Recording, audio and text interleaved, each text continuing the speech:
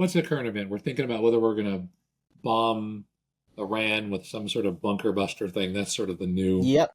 Yep. thing. Do we want to start a war or And not? it's actually causing a lot of division on the right side right now, because one of the things that Trump said when he was running was that he was peaceful. He didn't want war. He wanted to stop all the wars, and so it's causing a lot of conversation there. Yeah. So it's actually, it's causing us. But the thing is, it's really hard not to have splits when everyone thinks that their opinion is the only thing that's important. Hello, everyone, and welcome to the Hands-On Logos podcast. This is where we discuss current events, personal growth, and any other random topic that crosses our minds. Our goal is to have a meaningful discussion that help us to see the topics we discuss more clearly. Our hope is we can help you expand your self-awareness, develop your critical thinking, and learn to be less reactive to the world around you. And most importantly, remember, be curious. If you like what you hear, like this video and subscribe to the channel. If you have any feedback, please leave a comment. We want to hear what you think. We appreciate you. Chris, here it is. Another day, another podcast, man. What's happening over there in California? Friday, it's hot. I've been on Zoom calls all day. I am exhausted. I see you eating. I haven't eaten anything all day. Oh, yeah? Yeah. A little bit, a couple nuts here and there. I'll try not to eat too much because I think it's rude to eat in front of people. I had a cup of coffee. That was the extent of it. Yeah. As long as you can keep my brain active, the hunger won't kick in. Well, that's up to you to decide. I'll get some topics. I'm gonna put the onus on you. You got to keep me interested.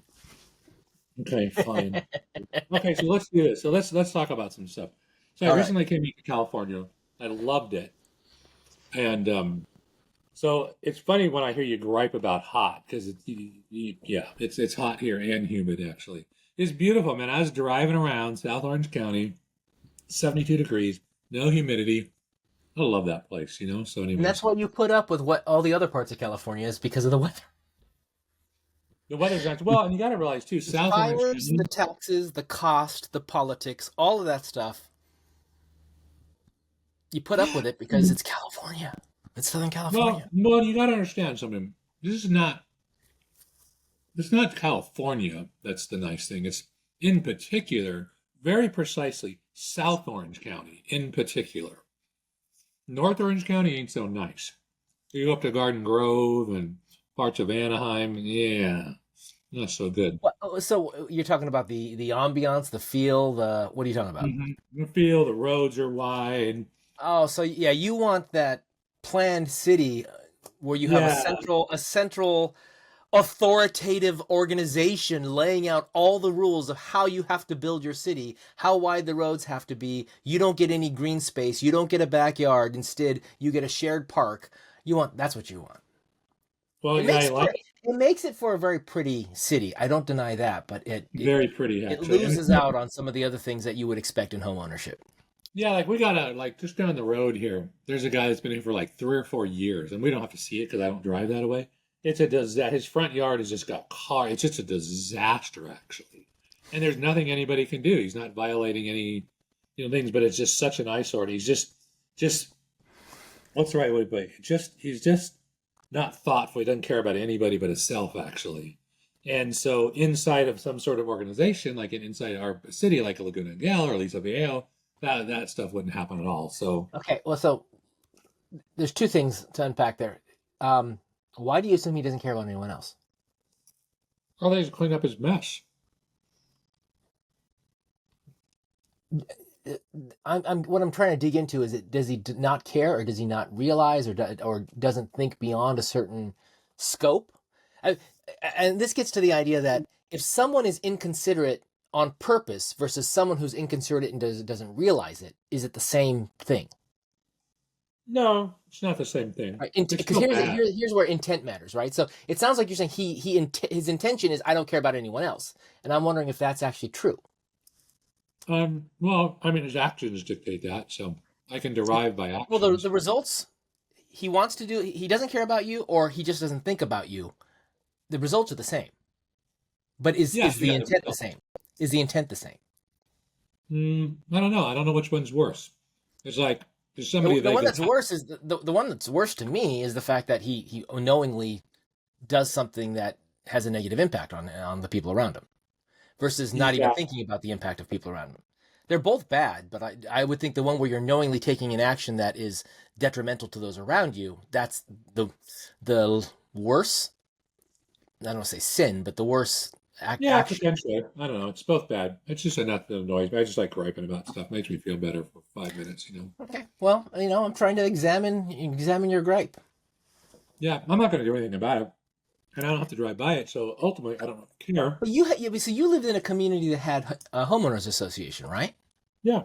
And so they gave you the rules, what color your house could be, what you could put in the front yard, where you had to park your car, all that kind of stuff. Yeah, a book like that thick, right? With Yeah. all the rules. But you like that, is what you're saying. No, I Or you don't just like it. Technically, I want everybody else to have to play by the rules, but I don't want to play by the rules. So you like the output. Okay. Yeah, but I don't overall, know. To me, my neighborhood does not have an HOA, so I could paint my house bright pink and put crap in my front yard, and unless it's against the city rules, I'm fine. Yeah, right, and I prefer that freedom. I getting those people on the HOA boards who just nitpick about things that really just don't seem meaningful. That always annoyed me. Even though I was on the board in Laguna Niguel for years. Actually, it's just horrible. Actually. Yeah. Horrible. Everybody's griping. Yeah. Everybody always wants something. It's like just whenever you deal with people, people suck basically, for the most part. Well, people are the source of all the good things and all the bad things, so. Mm-hmm. Mm-hmm. Kind of like the duality of man sort of thing, right? Yeah, but I guess where's your focus? Are you focusing more on the good things or are you focusing more on the bad things? Or do we need to go out and do a study and find out what the factual element of good and bad is? Because then you have to apply not an objective rule, but a subjective judgment. Oh, these were good things and these were bad things. Well, you look at it and go, no, these are all bad things. Yeah, I mean, basically, it affects me. How it affects me, I decide if that's good or bad. It's just a very selfish viewpoint. Actually. I don't like that, but at least it's something I can understand. Mm-hmm. Mm-hmm. But it rarely messes with me anymore because I've got sort of a mission now, and so I just don't have time to be distracted. And I haven't been distracted in months with like the news and all the stuff going on. And like current events for anybody. What's the current event? We're thinking about whether we're gonna bomb Iran with some sort of bunker buster thing. That's sort of the new thing. Do we want to start a war or not? And it's actually causing a lot of division on the right side right now, because one of the things that Trump said when he was running was that he was peaceful. He didn't want war. He wanted to stop all the wars, and so it's causing a lot of conversation there. Yeah. So it's actually, it's causing us. But the thing is, it's really hard not to have splits when everyone thinks that their opinion is the only thing that's important. Mm-hmm. Mm-hmm. Right. And so before it was a left and right split. Now it's internal to the right. You've got to split. Yeah. Because it's an important decision because you think about it, right? So, and who knows if this is the crux of the problem? I mean, it could be something else, and we're just going into the news cycle. But so let's imagine. So, what's the general argument? Let's do this, Chris. Let's take this as a current event. Okay. Because it's kind of like clickbait, right? Everybody loves clickbait. So hopefully we'll get some good titles out of this conversation. Okay. Number 2 is let's start to apply a little bit of logic and critical thinking about this issue, because I think you and I had a conversation. We got together a couple times and actually got to meet my jiu-jitsu master. Actually went to a jiu-jitsu class. We didn't participate. We just sat up against a wall on a mat and watched jiu-jitsu. Went out to lunch with my master and actually interviewed him. So if you guys coming up soon, you'll see that interview. Check it out in the next couple of weeks. That'll be kind of cool. Yeah, it was fun meeting him. He's quite a character. Quite a character. Yeah, he's Brazilian, so these guys have a lot of personality. So anyways, with that, one thing we talked about, let's get back on track here, is the fact that we tend to wander around a little bit. And yeah, that's okay. But we wanted to start maybe putting a little more structure around our podcast. And I think one of the strategies we're going to do with that is let's bring up a current event that's somewhat polarizing, and let's walk through and analyze it and apply some logic. And ultimately, we're going to we're we're going to use some logical tools, and we're going to give names to those logical tools. Because the whole idea is, at least for me on this podcast, that maybe we can just help people become a little less emotional and think a little bit more. Almost certainly you'll make better decisions. I mean, I think I can say with uncertainty that if you're very emotional, you tend not to make the best decisions. If you could just slow down a little bit and think, I think the quality of your decisions will probably increase. And I just want to clarify what you mean by emotional is that you let your emotions affect your thinking and your decisions. Yeah, that's what you mean by emotional. Exactly. If you're not saying that don't have emotions, you're what you're actually saying is don't let the emotions control you. Yeah, exactly. You get out of control. You know, people have done that. You get so freaked out, you get so scared, you get so angry that you're not thinking anymore. You literally are like sometimes lost it's situational, right? Because like I think I told you, like I'm much more prone to get an emotional reaction when I'm driving and someone cuts me off than I am in another situation where someone does something the same. It's a similar type of thing. Actually, the one where I have the least amount of forgiveness is at the grocery store when someone stops in the middle of the aisle with their cart and walks away and leaves it in the middle of the aisle. That upsets me more than anything, even in driving. It's like, dude, just pull off to the side. Yeah, you'd think to yourself, I mean, how like were you born in a barn? I mean, that's your inconsiderate person. That's the person who's not thinking about others. You see? So yeah. That's my neighbor down the street who's got a bad house, an ugly house. That's the person who stops in the middle of the aisle. Same thing, yeah. Mm-hmm. And so I think in your mind, there's ways you can reframe that. Mm-hmm. I'll reframe it. And the thing is, your reframe doesn't matter if it's true or not. Just reframe it in your head. Like the way I'll reframe it. Yeah. You can also call it out and say, "Hey, excuse me, can I get by?" All you have to do is say that, right? And brings it to their attention. And now if they still say no, and then they're a jerk about it, that's a totally different thing. But most people will go, "Oh, sorry, I didn't even think about it. Let me move off to the side." Yeah, most people are so wrapped up in their own world, they're completely unaware of everything else. Awareness is another topic we should discuss at some point. Mm-hmm. Pay attention, a little bit. So anyways, where were we going? What were we talking about? You wanted to talk about current events. Did you want to tackle this one? Because this is one that I'm less comfortable with because I don't know that much about it. Yeah, I don't either, but who cares? Let's talk about that. How can you make a halfway decent decision in absence of all the information? And in this case, we have very little information. So is it possible to still make a halfway good decision by using logic and critical thinking, even when you don't have all the facts?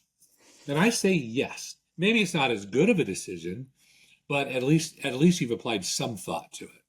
And I doubt if most people are thinking about this, right? So I've got some caveats to that, but I don't need to express them until we get further along. Okay.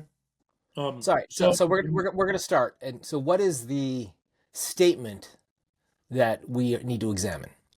Well, I think the question everybody has, right, is should we directly attack Iran with a bunker buster, right? Because Israel they started the job, but they don't have the right technology to go deep into the ground and blow up this enrichment plant. Heck, right? you know more about it than I do. So what you just said puts other stuff I heard into context. Okay, I'm getting it now. All right. And right. let me stop there for a moment. So it has been talked about on a lot of podcasts, and I heard people talking about this and talking about dropping a bomb here and dropping a bunker buster and whatever. So why are we involved? Because we know that Israel's done this kind of thing in the past. So just the things you said just now, at least I'm assuming you're correct in what you're stating, puts a lot of that into context for me, saying, oh, that's why the U.S. might be the one to get involved, because what Israel did wasn't sufficient. Is that what we're saying? Yeah, because they don't have the technology. They can't do it, right? Okay, and that wasn't something that was even part of the equation in my mind from the facts that I had before. So that actually informs me and puts other pieces of information in my mind together into a better narrative than I had before. Okay, got you. Okay, well, there you go. Yeah, that appears to be the facts as much as I can when I watch 10 minutes a day of the news, right? Which I shouldn't even watch that. But. Let's do the level one analysis of that question. Should the U.S. drop a bomb to destroy this facility? Is what we're saying, right? Yeah, because the underlying premise is that, like, where Trump's going. If you watch Trump, he says, "Look, we're not going to let Iran have a nuclear weapon." Okay, right? so now you're so I'm going to go first. I don't even know that. You just asked me that question, and I know nothing else.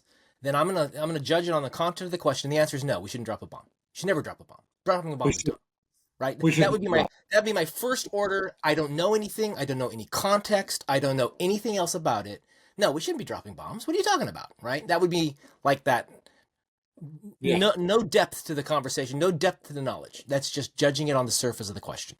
Just don't drop a bomb. Okay. So now, if you're thinking, oh, well, actually, there might be some justification here, now you've got to start talking about it. So go ahead and mention what you just said. Yeah, that's interesting. You break it down like that. I just sort of just roll past those things very quickly. Actually, Well, no, because I have to assume there are people out there who say, no, don't do it, right? And they may just have that superficial level. Like, it's never good to drop a bomb. Yeah, yeah. And at that level of analysis, I can't fault them.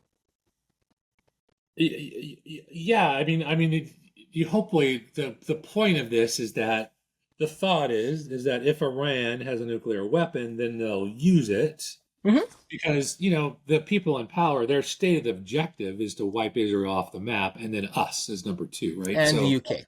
Basically, all because Israel is considered a Western power because it was backed by the UK and the US and other countries in the past, and the US was the mega Western power for has been for almost a century, and then you've got or a little less than a century, but still, and then the UK, of course, which was the great colonizer of several parts of the world. So I understand that, and we know the way you control your populace is you blame someone else. So these are the three groups that they blame. That's fine. Okay, yeah. So the danger is you don't want them to get a nuke because you don't think they have the wherewithal to control use of it. Like a lot of places in the world have a nuke, and we're not overly concerned with them using it because they have structures in place that they don't just automatically go do this. Right. The problem is the structure in Iran is based on a different on a philosophy we don't incorporate into our government or our decision making structure. Yeah, and it's I think it's somewhat easy because you've got to sort of ask yourself, okay, when they say they want to kill us, are they serious about that? Is this hyperbole? Are they serious? So everybody that I've talked to says that's probably true, right? That they would potentially use it. And so why should I accept that that's probably true? What is it that makes me think that that's probably true? Trump says stuff all the time that if I accept it, then he shouldn't be president. If I assume he's using hyperbole, that's a different thing. And I'm told to accept things that politicians say as hyperbole all the time. These are politicians as well in those countries, and they're saying things. Why isn't that hyperbole? Why isn't this one hyperbole? Yeah. Or do you want to follow your argument all the way through one level, and then I can come back and attack the pieces? Or it doesn't matter either. You can attack all you want, actually. So the question is, and I think the hard question is if Iran gets a nuclear weapon, would they use it? Right? Is question number one. So I think most people think yes, they probably would, and that's been the concern.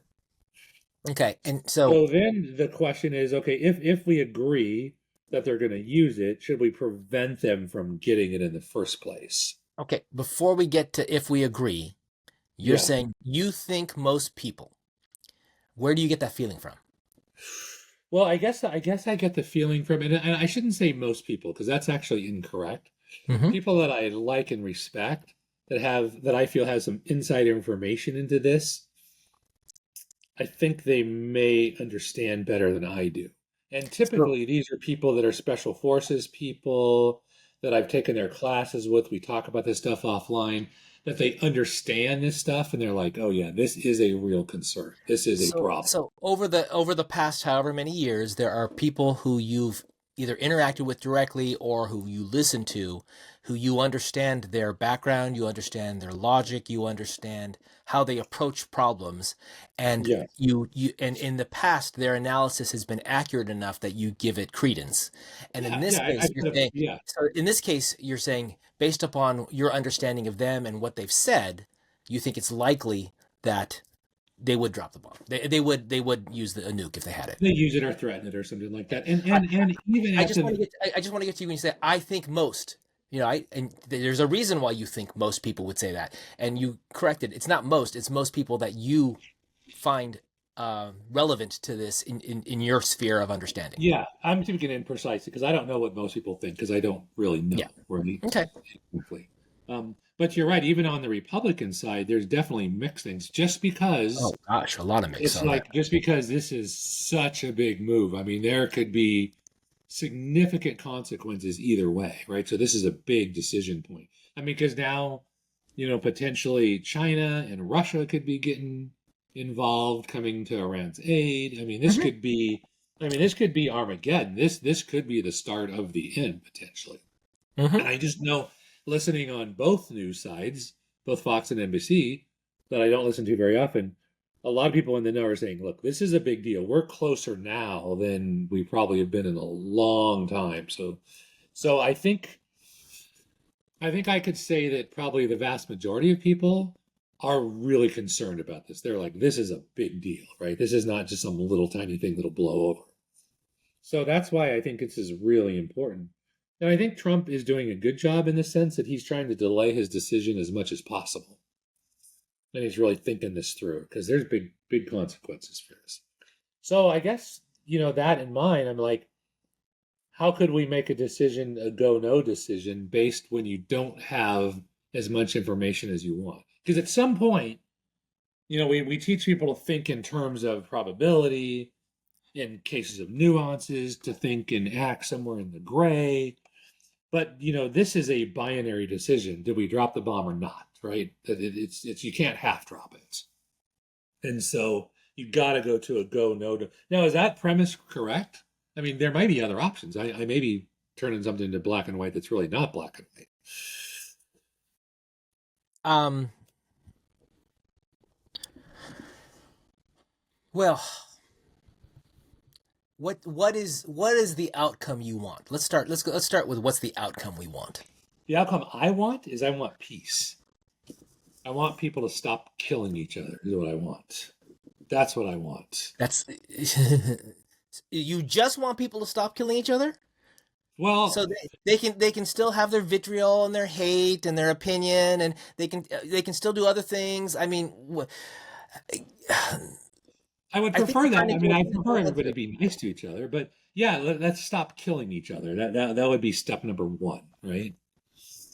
Okay, so who's killing who right now? Well, right now, so both in the Gaza Strip launched tons of attacks on Israel, and people say, well, that's because Israel misbehaved them. It's like, okay, whatever. And at this point, I don't even care who's right or wrong at this point. It's sort of like I think people are punching each other in the face and they don't even remember why they're punching each other. It's like at some point it's got to stop, right? Because or look what happened to Gaza. I mean, it's basically destroyed. Baby. I mean, it's just this is horrific what happened. Okay, so I think there's a little more to it. It's not just Gaza, right? It's attacks from other places too. Yeah, exactly. And So Iran I had mean, their policies and blah if it blah were blah. just Gaza, I think Israel would have even harder time making an argument that Iran's doing it, even though there may be other Yeah, evidence of that. The idea here being now that you've got attacks from other areas as well, then you've got more of an excuse to or not, more a justification to be yeah, able to. Okay, so the idea here is so Iranian backed, and we're assuming they're Iranian backed groups are attacking yeah. Israel, and Israel's now attacking Iran because they are the source of that the money or the funding for those groups, right? That's just something. Well, and because they were attacking Israel directly, right? When you launch missiles at somebody and say you want to kill them, I mean that's a little bit of problem. Yeah. Okay. So the people killing each other are Israel and Iran and Iranian backed groups. I think so. Yeah, they Okay. hate each other pretty much, right? I mean, All they right. hate each other, and I don't like that because and look, I don't really care. You can do whatever you want to do, but then when it starts to affect the world's stability, that becomes a problem. Because now there's cells inside the United States, and who knows when they could come. I mean, it's just like So I when don't you think say you don't care, you mean it's not a priority. You care about people dying, but you don't care yes, enough to for us to get our hands dirty doing something about it. yeah, right, Okay. yeah, And I yeah. want to clarify that it's not that you don't care, it's that it doesn't rise to the level where you think it's our involvement necessarily.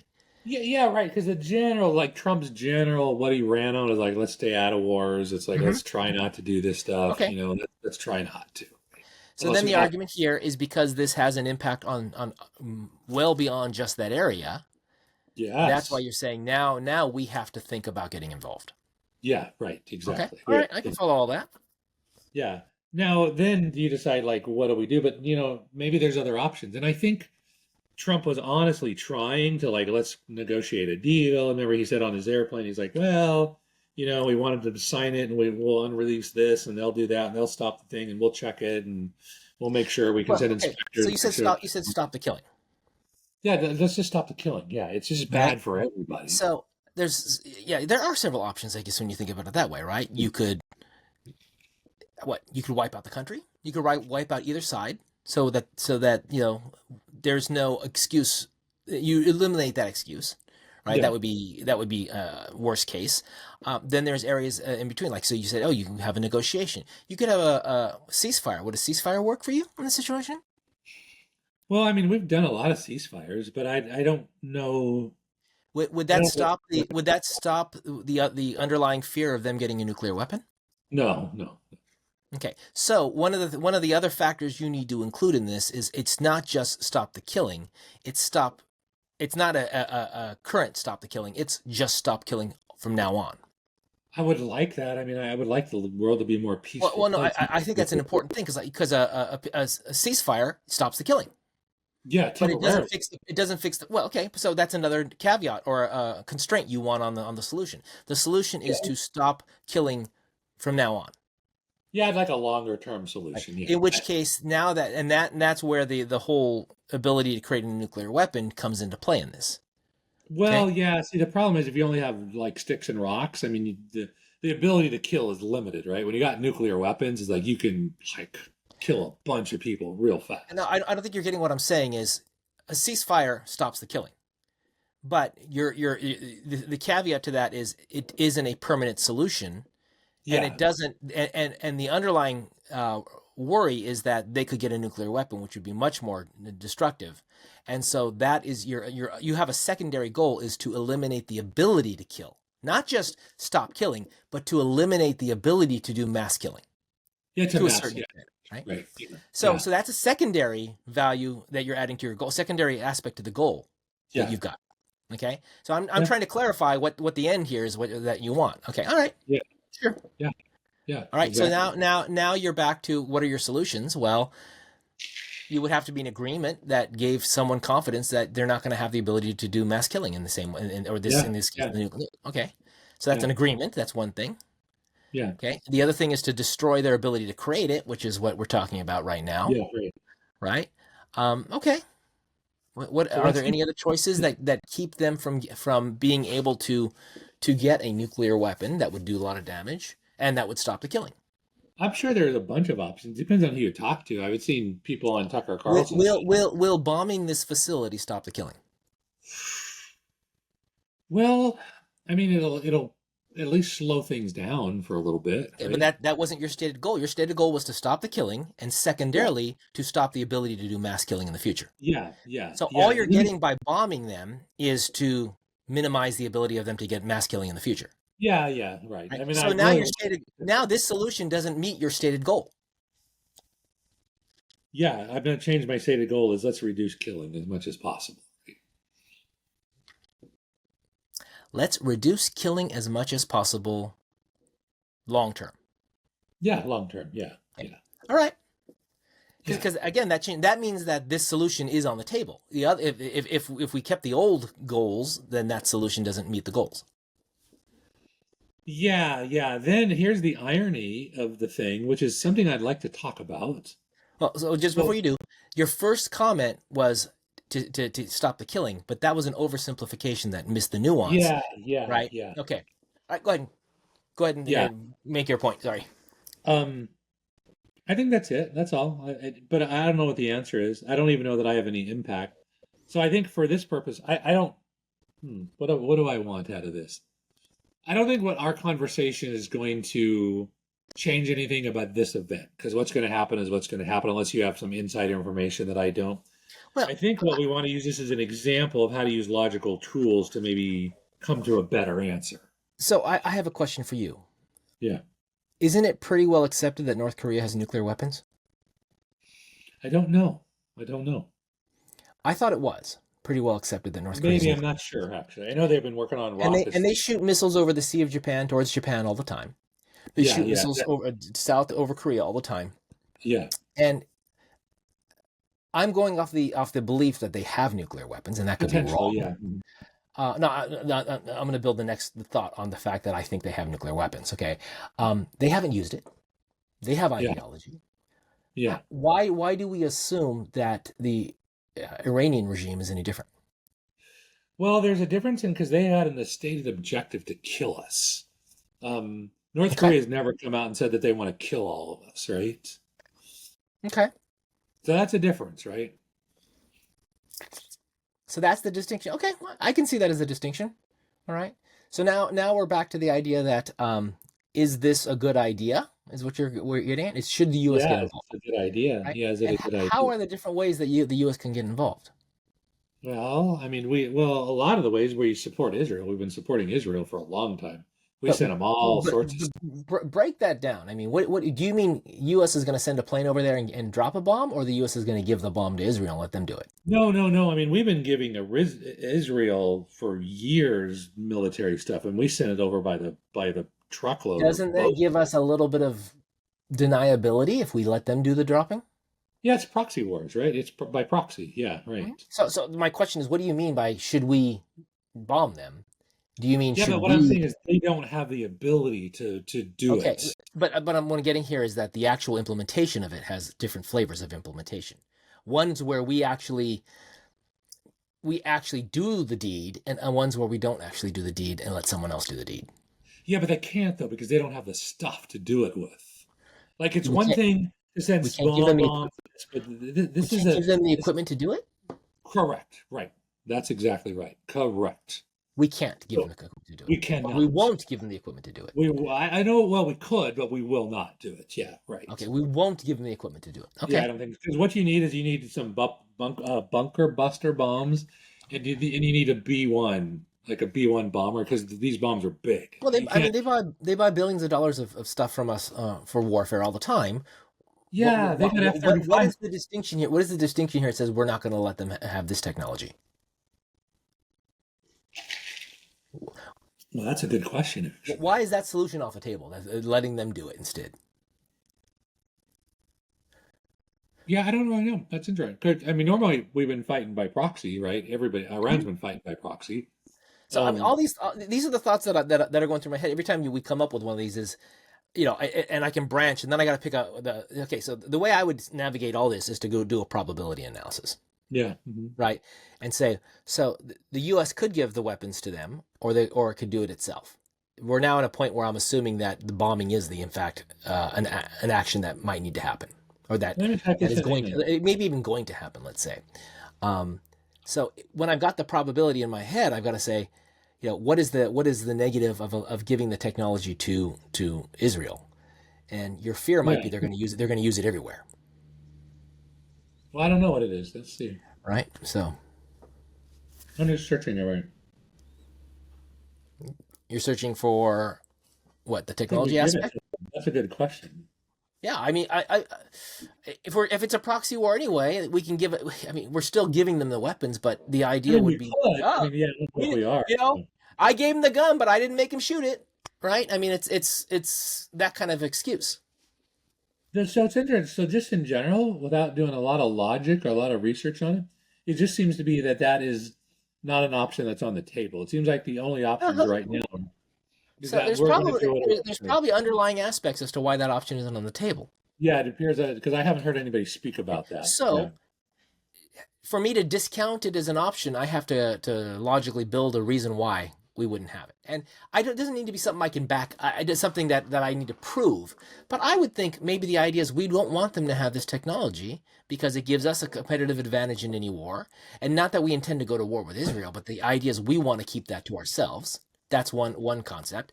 The other thought is maybe there's a fear that Israel will use it in a way that we don't want them to use it, and therefore we don't want them to have the technology. Those are the two things that I can see why we wouldn't give it to them. Potentially, yeah. I don't know. There's probably a good reason, and I don't know what that reason is, actually. I can't But find it. I'm going to construct that in my head and put that into my calculations. Like, this is not an option because of some logic out there. Can I reasonably come up with a reason why it's being ignored? Yeah, I can come up with a reason why they're not Yeah, looking right. at this option. Well, So sure. Yeah. therefore, I can go down this other path where we're going to do the bombing because there is some reason out there that I can construct a plausible scenario as to why it's not on the table. Yeah, yeah. Right? Could be. Yeah. Whether it's right or not, who knows? But yeah, I mean, you can take some guesses. Yeah, but Well, the thing is, if you can plausibly build something, then and that's factually accurate with what you can deduce, yeah, even if you don't have the knowledge, then you can go back and say, okay, well, I wasn't wrong in my logic. I was wrong in the facts that I had. yeah. Now that tool, we got to name that because that is a powerful tool to use. That technique, or whatever you want to call that Well, tool. to me, it's a version of the steel man. It's Hmm. I need to come up with I need to look. Here is what someone is saying. Here's the state of something. Here's the condition that it is. Here's just the way the world is, and it doesn't make sense to me, or I don't know why. Let me try to deduce why this is the way it is. Yeah. Right. Right. Yeah. Right. Yeah. And so this is the argument of always, trying to steelman the other side's argument is the same thing. Mhm. Trying to Yeah. steelman, try to steelman why in this condition this happened versus that. Yeah. Yeah. I think that's good. It's kind of a Right? version in my mind. Simplified version is like just go walk in the other guy's shoes for a mile or for a little bit, right? You Just know, to when Doge was doing their thing and doing all their cutting, right, and they're complaining, oh, there's just all this fraud and stuff. I'm like, okay, take a moment, take a step back. I admit the government's spending too much money. Can I steelman an argument at how they logically got to this point without nefarious actions being involved? And yes, right. I can. Yeah. Right? Yeah. And if you can't do that, then I don't really care what you think. Except for the fact that Yeah. you've got the power of decision making. Then I do care about what you think. But at the end of the day, your logic has not proven to me that it's a defensible position you've got. Yeah, and we've got to name that because that is a very that's a way of changing your perspective. It's intentionally going around and like let me look at it from this different angle. Maybe I'll see Put something. yourself in their shoes, you need to walk a mile in the other person's shoes. All those comments about seeing it from the other side, being able to understand. This is all coming from that aspect. This is just the logical flow of what that means. When you say put yourself in someone else's shoes, that means take on their mindset, take on the facts that they're looking at, take on the logic flow that they've got, and then say, hey, does this make sense? And then Yeah, not only that, let's say you still want to have a conversation with them. You yeah, now understand potentially how their thought process worked and you explain it to them. yeah. And then when you start talking to them and you find out that they're totally broken the way they think, that's a different problem. That's a different problem. Yeah. Are they thinking, are they being over emotional? Yeah, exactly. So that's a good question, just in general thing. If you just can't figure out what somebody else is thinking, do the shoe technique. Maybe ask a question. Ask them, hey, tell me, what do you see? What do you see? Right? And they can describe it. But don't ask them to interpret it. Just say, what do you see? Yeah.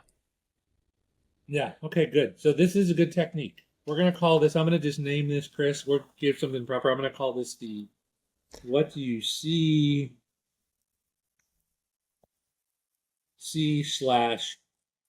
shoe technique. What do you see? Can you explain how I'm supposed to hear that when you say that to me?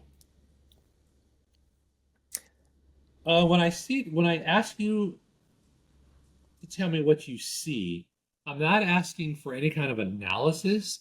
I'm not asking for an opinion from him. I mean, what do you see?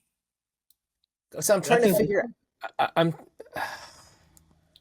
so like in this scenario where we're trying to figure out why we're not talking about Israel doing the bombing themselves, right? Can I apply that question in that phrase, or do I have to think of it differently? I don't think so. I mean, we'd have to. I don't think that technique would apply in this particular thing. Okay, I because I don't think think. one of the things here is I'm using deduction to Yeah. try to deduce why a situation exists. Yes. Yes. And but it's always coming from your viewpoint. what you can It see. is my viewpoint. It's my understanding of the world. It's whatever background I've got. Yeah, You may have more knowledge on a topic than me, and therefore be better able to consider yeah, things than me. On the yeah, other hand, I may have a different one that actually comes up. So I yeah. think that's the difficulty here is it's not. This is not what do you see. So what do you see is when you're trying to get someone else. Wait, are you using this to try to get someone else to explain their logic? Or are Yes, you trying to use this to question someone saying, this is my opinion. Let me ask you, what do you see about my opinion? yes. Like, how do you see this? What picture do you see? So if I give you my opinion of something like, global warming is destroying the world, Yeah, right? yeah. Am I asking what do you see as far as your opinion on what I just said? Or are you going to ask me what do I see and then try to have I'm me gonna break it ask down? you because I'm like, I don't see that global warming is gonna destroy the world. I'm not Okay. as emotional about it as you are. However, oh, I changed. I use however instead of but. And I want you to tell me, what do you see? Because obviously you see something that's making you feel or make that statement. So what do you see? Okay. Because it So could then be like, basically you're saying, show me your logic. no, no, no, no. This is underneath the logic side. This is before the logic. I don't. I mean, ideally, I could ask somebody, tell me your logic, but most people just look at you like you're crazy if you ask them that, right? If you're not talking to somebody like us, that's sort of an engineer, scientist, logical thinker, they'll be Okay, like, so why? so replace the logic. Show me your work. Show me your thought process. Show me how you got there. Show me why you think Yeah. that. Show Tell me me what why you. you think that. Right, and it could be all emotional. It doesn't have to be factual. Right. Well, my neighbor had to get air conditioning because it's so hot. Yeah. I yeah, it's not a thing. I don't know what we're talking about. Yeah, the facts don't matter. The point is you want to understand where they're pulling that opinion from, that Yeah, belief I from. want to know particularly not what they're thinking because it's deriving from something they see. So I'm like, well, tell me what you see. What do you see right now? And that's what I want to know because that'll give me, and for me, that gives me a lot What of do you insight into how see they're. right now doesn't feel like it's framed in the way that you're going to get the answer you want. Interesting. I know that I've asked this question a lot. It always What works. makes you think that? What makes you feel that? What makes you believe Yeah, that? those are similar. Those are similar questions, but what you see in my mind is a more precise thing. It's like I'll ask them like, tell me your argument. How do you? And if I keep getting resistance, I'll be tell me what you see, because now they can just tell me what they see. Okay, so if you were to ask me, let's say, okay, now I'm going to steel man this, right? That global warming is destroying the earth. What do you see?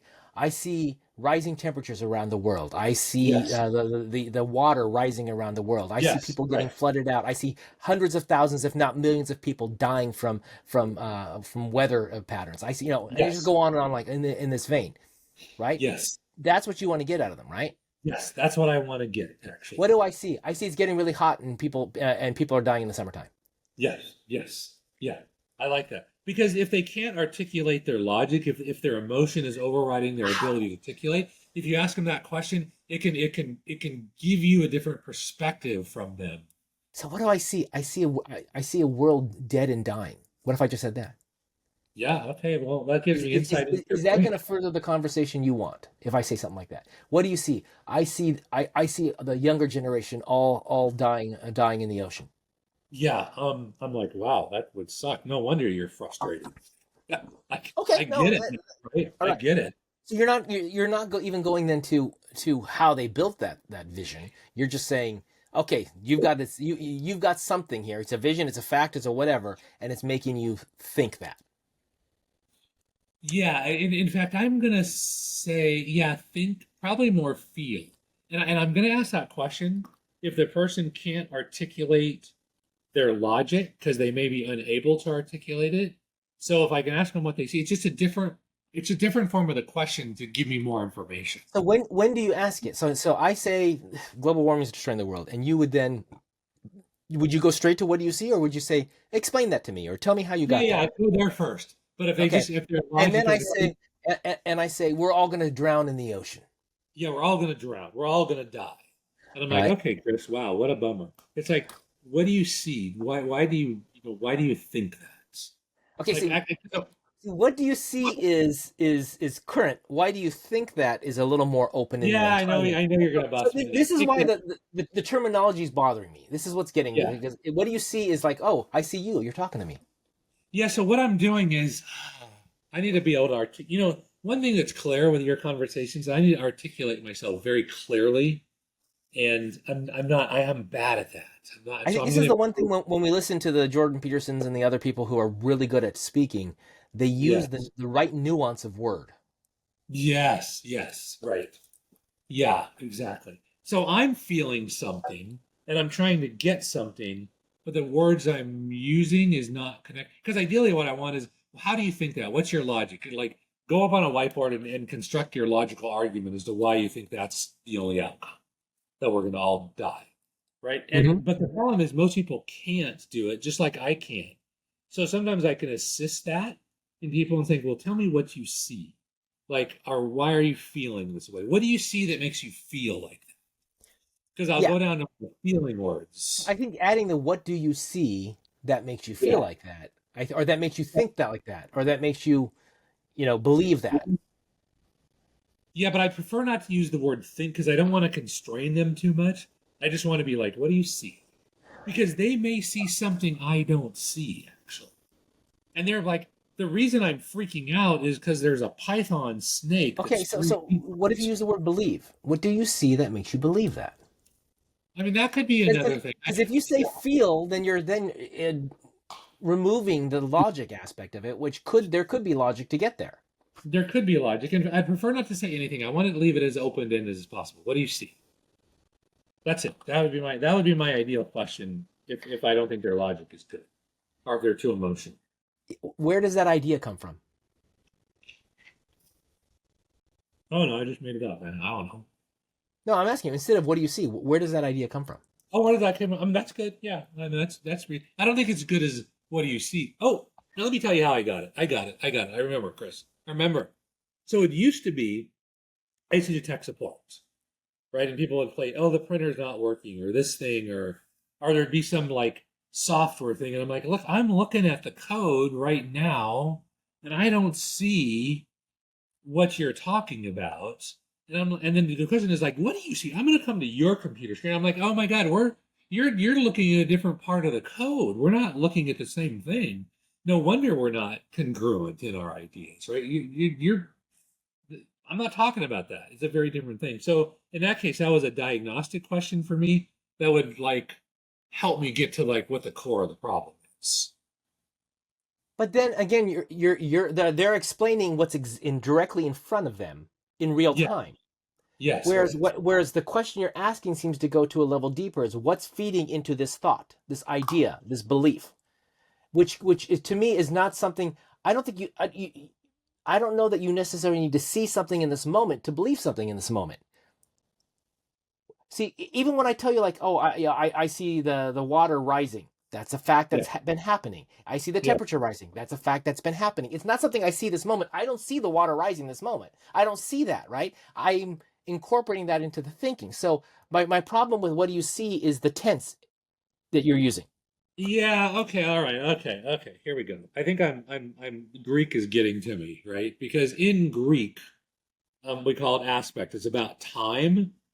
Hmm. So when I ask somebody what they see, it doesn't mean what they're seeing right now necessarily. It could be what did you see or what do you think you're going to see. It includes all of that. So I'm I'm intentionally being not really precise because what I want to do is I want them to think about things in a little different way. And unfortunately, our language today is very precise comparatively. And It so depends.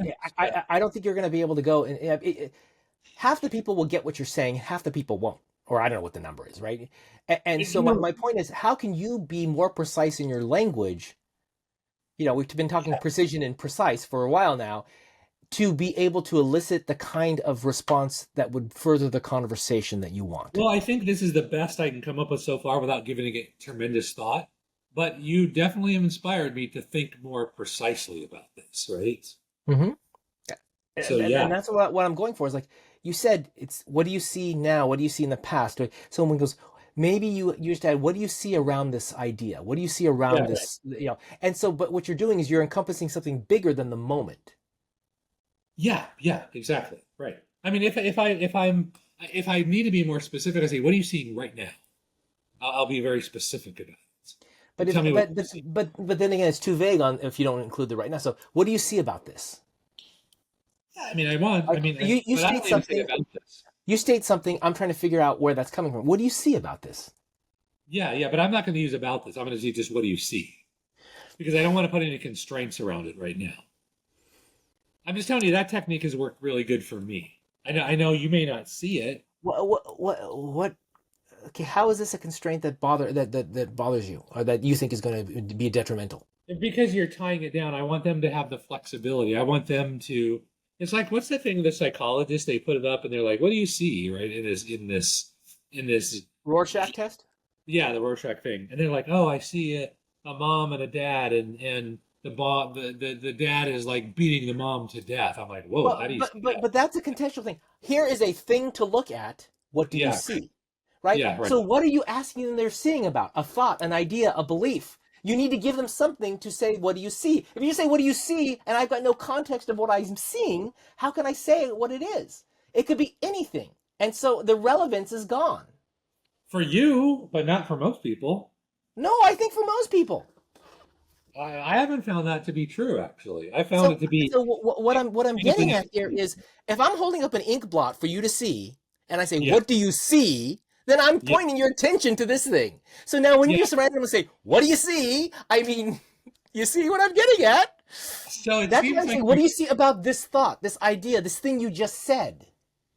it seems like you're getting really emotional about this. I'm getting worked up because you seem to be stuck in the mud on this idea of understanding why I'm saying this is a problem. Well, okay, so it's like it just works, Chris. So just do it. Just try it sometime. Because if you're a logical thinker, I get it. I'm going to go through the logic and how do you first. But if I'm not getting the answer I want or something I think that's satisfying to me, I'll back up and say, just what do you see, right? Or what are you feeling? I want to go to some. Wait, there's context there that wasn't in the other scenario. So, okay, go back. Explain that the scenario just now you said. I don't know, man. I can't explain it. I don't know. I'm just asking you just to try it. That's all I'm asking you to do. But what I'm getting at is you're bringing a context into it where you're reacting something in a way to someone. It's obvious to them that you're not connecting with what they just said, and then when you say, "What do you see?" You're implying this thing you just said. What do you see, right? So my question is, you need to have context to understand what do you see is related to. And it sounds like in the scenario you just gave, there is context. There's a back and forth that leads to this. What do you see? It goes up, and because if I don't have to So ask that, I need you to typically articulate what is the context, so that if we're giving this as a tool to somebody, this is the scenario you use this in. I can't right now. I don't have the context. I Okay, don't. I'm unable to. I'm not able to be as what precise as you want me to be right now. But that's what I'm looking for, right? And it doesn't need to be in this one situation. It needs to be, hey, when there's a scenario like this, one of the tools you have to let them express themselves, to let them get out what's underlying this disagreement, you can ask them, what do you see? What do you see? Yeah. Right? Yeah. But again, you're putting it into a context, which just the phrase by itself tells me nothing.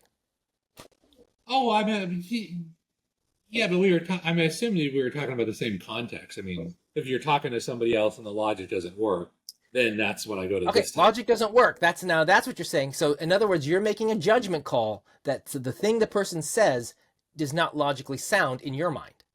Yeah, in my mind, right? Exactly. Okay, Yeah. so then you somehow express that there's a disconnect here, and then you're asking, what do you see? Yes, right, as a backup plan. Okay, this is clarification to me that you've given it context. I thought I said this like 4 times already, but no, because you just kept saying the sentence without telling me you had the initial context, but I'm saying that to me is like, what if I just state something and there is no disagreement? Would you use that? What do you see? No, Disagreement or lack of understanding, right? So if I say something totally logical to you that you agree with 100%, would you ever use that term?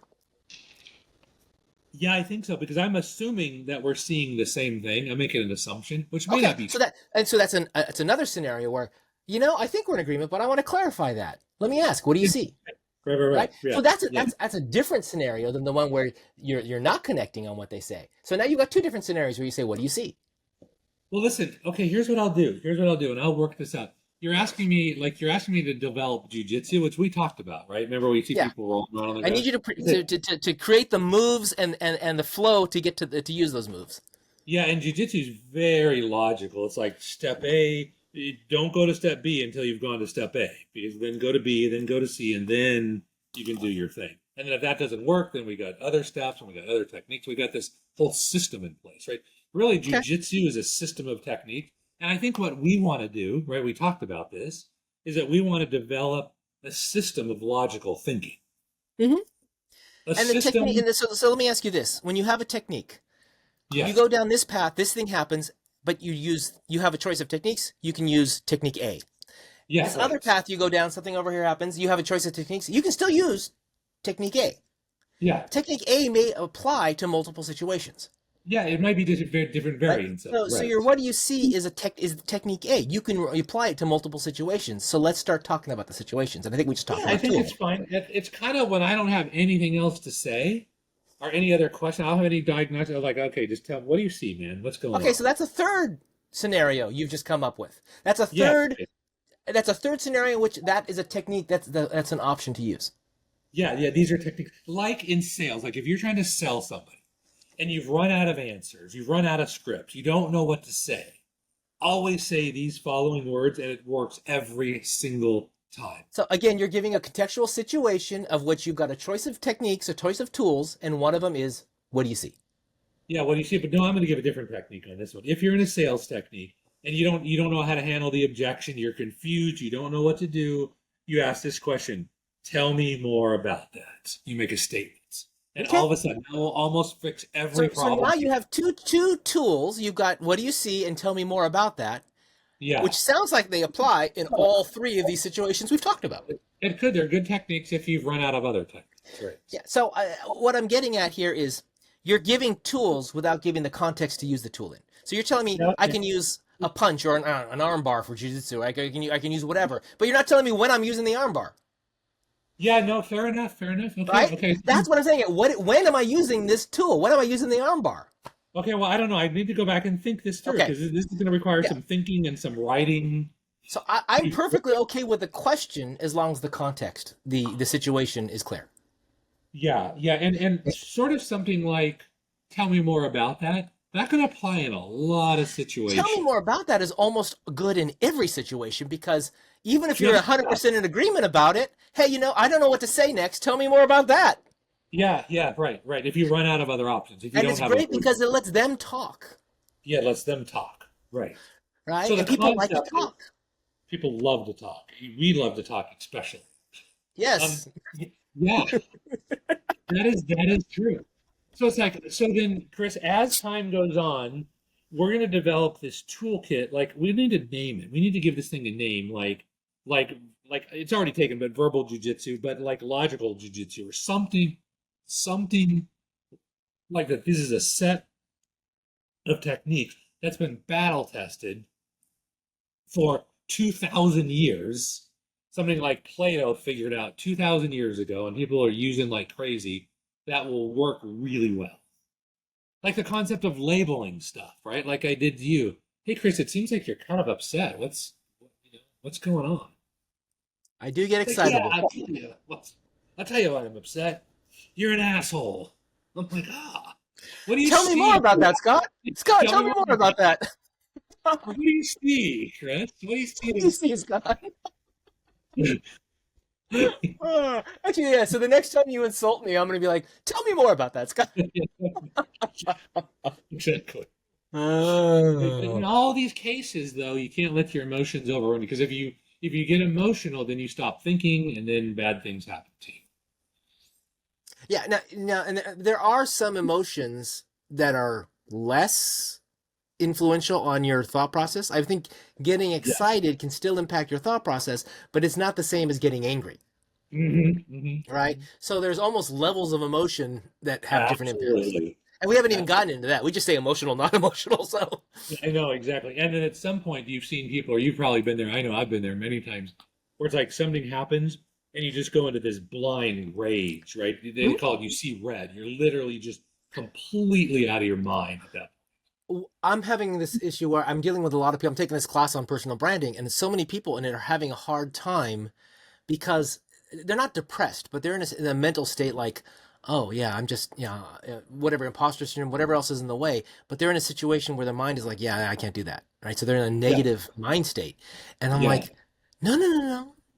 Take the exact same information, spin the mindset, go into this other idea that's a positive feeling, a positive, or an upbeat, or at least not negative, and Yeah. see what you can Yeah. come up with. See how your Yeah. brain processes that. Yeah. No, I think that's right because I know that I've got this, and I'm going to go relaunch this AI agency. We've talked about this, right? AI is so awesome. We need to talk a little bit about AI too down the road at some point. But I've always been thought, oh, I'm too old. I've got too much gray hair. Nobody wants to work with an old dude. And so I was talking to my coach the other day. He's like, you got to just let that go. Now, it may be that you have to be more precise in your language. It may, if you have a better strategy, you have a better script. But he said, trust me, people will want to work with you if they feel that you can help them. Well, If they think you can fix their problem. so it doesn't mean ignore the state of the world. So if the state of the world is there's ageism and you're using AI and they're like, you're too old to know AI is going to be the default thinking. Right. That Yeah. doesn't mean that's not a real thing, but that doesn't mean it's a controlling thing. It doesn't mean you can't do anything about it. It doesn't mean you have no agency. Right, right, right, exactly. So I'm in a coaching program with a Navy SEAL, right? And one of the things, and it's cool when you operate with high individuals, special forces guy, because they have a different mindset. It's like, listen, what you're talking about is weakness, and you are weak in that area. And that's not a problem. It just means we identify it. Now let's develop a plan to get you strong in that area. So that's the bias, right? We think weakness is a negative thing when it's Yeah. just a realistic assessment of something. You're Right? just not good in that area, right? I mean, when we're building a bridge, weakness is not something you want on the bridge. But when you actually look at it, everything Yeah. has things with it they're weaker on and things they're stronger on, Yes, right? right. So then it's just an assessment, a measurement of it, and it has nothing to do with the quality of it necessarily, right? If the Yeah. quality, yeah. So I think that's what we need to get to is saying that you can lift more weight than me means I'm weaker than you does not mean I'm Yeah. less of a human being than you. Of course not. No, Right? no. But I think that's literally what we're talking about here is we associate weakness as being less than, and it doesn't necessarily have to be less than in the broader definition. No, no, no. It's like I love how Clement talks about it. He's in our Toastmasters group. He always talks about, look, this is not good or bad. This is not right or wrong. It's just like things sometimes work and sometimes they don't. So let's take away the things that don't work and let's focus on things that work, actually, right? So instead of focusing on what I can't do, like this is summarized here, don't focus on what you can't do. Let's talk about what you can do, right? And the reality is, I think the truth is, you could probably do a lot more than what you're doing right now. Yeah, I think that's a simplified view. I think you need to start with what you can't do and then assume there's something you can do around it or about it or through Yeah. it or over it, whatever it is, right? Yeah. Use all the prepositions through, over, around, whatever. But because I think Yeah. that constraint is something you need to realize. There's a constraint here, and it's not a judgment call on you. Here's your constraint. You can't do that, right? So I need to move a 1-ton piece of 1-ton rock. Yeah, I right. cannot physically move a 1-ton rock. Is that No, it? I'm done. I'm done. No more. I'm not even going to try. Or do I sit there and go, that pathway is not available. I don't have the physical strength to do it. But To I got physically a yourself. jack, I got a car, I got a tow, whatever. I mean, there's all kinds of other things I could talk about. All kinds of techniques. You need different technique, right? Yeah. So don't let the constraint be the end of the conversation. Yeah, and a lot of people do that. Oh, I'm just not gonna. I can't do it. I won't do it. I'm dead. I'm gone. It's like, Well, there's oh, a secondary thing that goes in there, right? There's the pain of having to do it and having to suffer through it and having to figure it out, or the cost, or all the cost is a pain. Right, cost is a pain. Sore muscles is a pain. Mental effort is a pain. Everything is a pain. So you've got to accept that moving that rock is going to take a certain amount of pain. Your goal is to find a successful path with the least amount of pain possible. With the least amount of pain, right? Exactly. It doesn't mean no pain, because no pain means you won't even do it. You won't even. Yeah, yeah. Very potentially. Yeah, people don't like pain. People are very biased towards comfort. This is something that I'm working on. This is something we talked about early on, is that make sure you do something hard every day, right? That you don't want to do. Didn't we talk about binge watching TV? Did I Something, mention right? this last week? So I think so, yeah. to me, binge watching is a sign of the weakness, or the current weakness we have in society. And Yeah, it's the yeah, idea that we don't like pain, right? yeah. Well, nobody likes pain. Nobody We, likes it. I mean, the suffering today is different than suffering in the past. I get that. But the Yeah, idea here being like, you know what? I don't want to suffer the discomfort and yeah, right. the mental pain of having to wait a week after my show's over until it comes on TV again.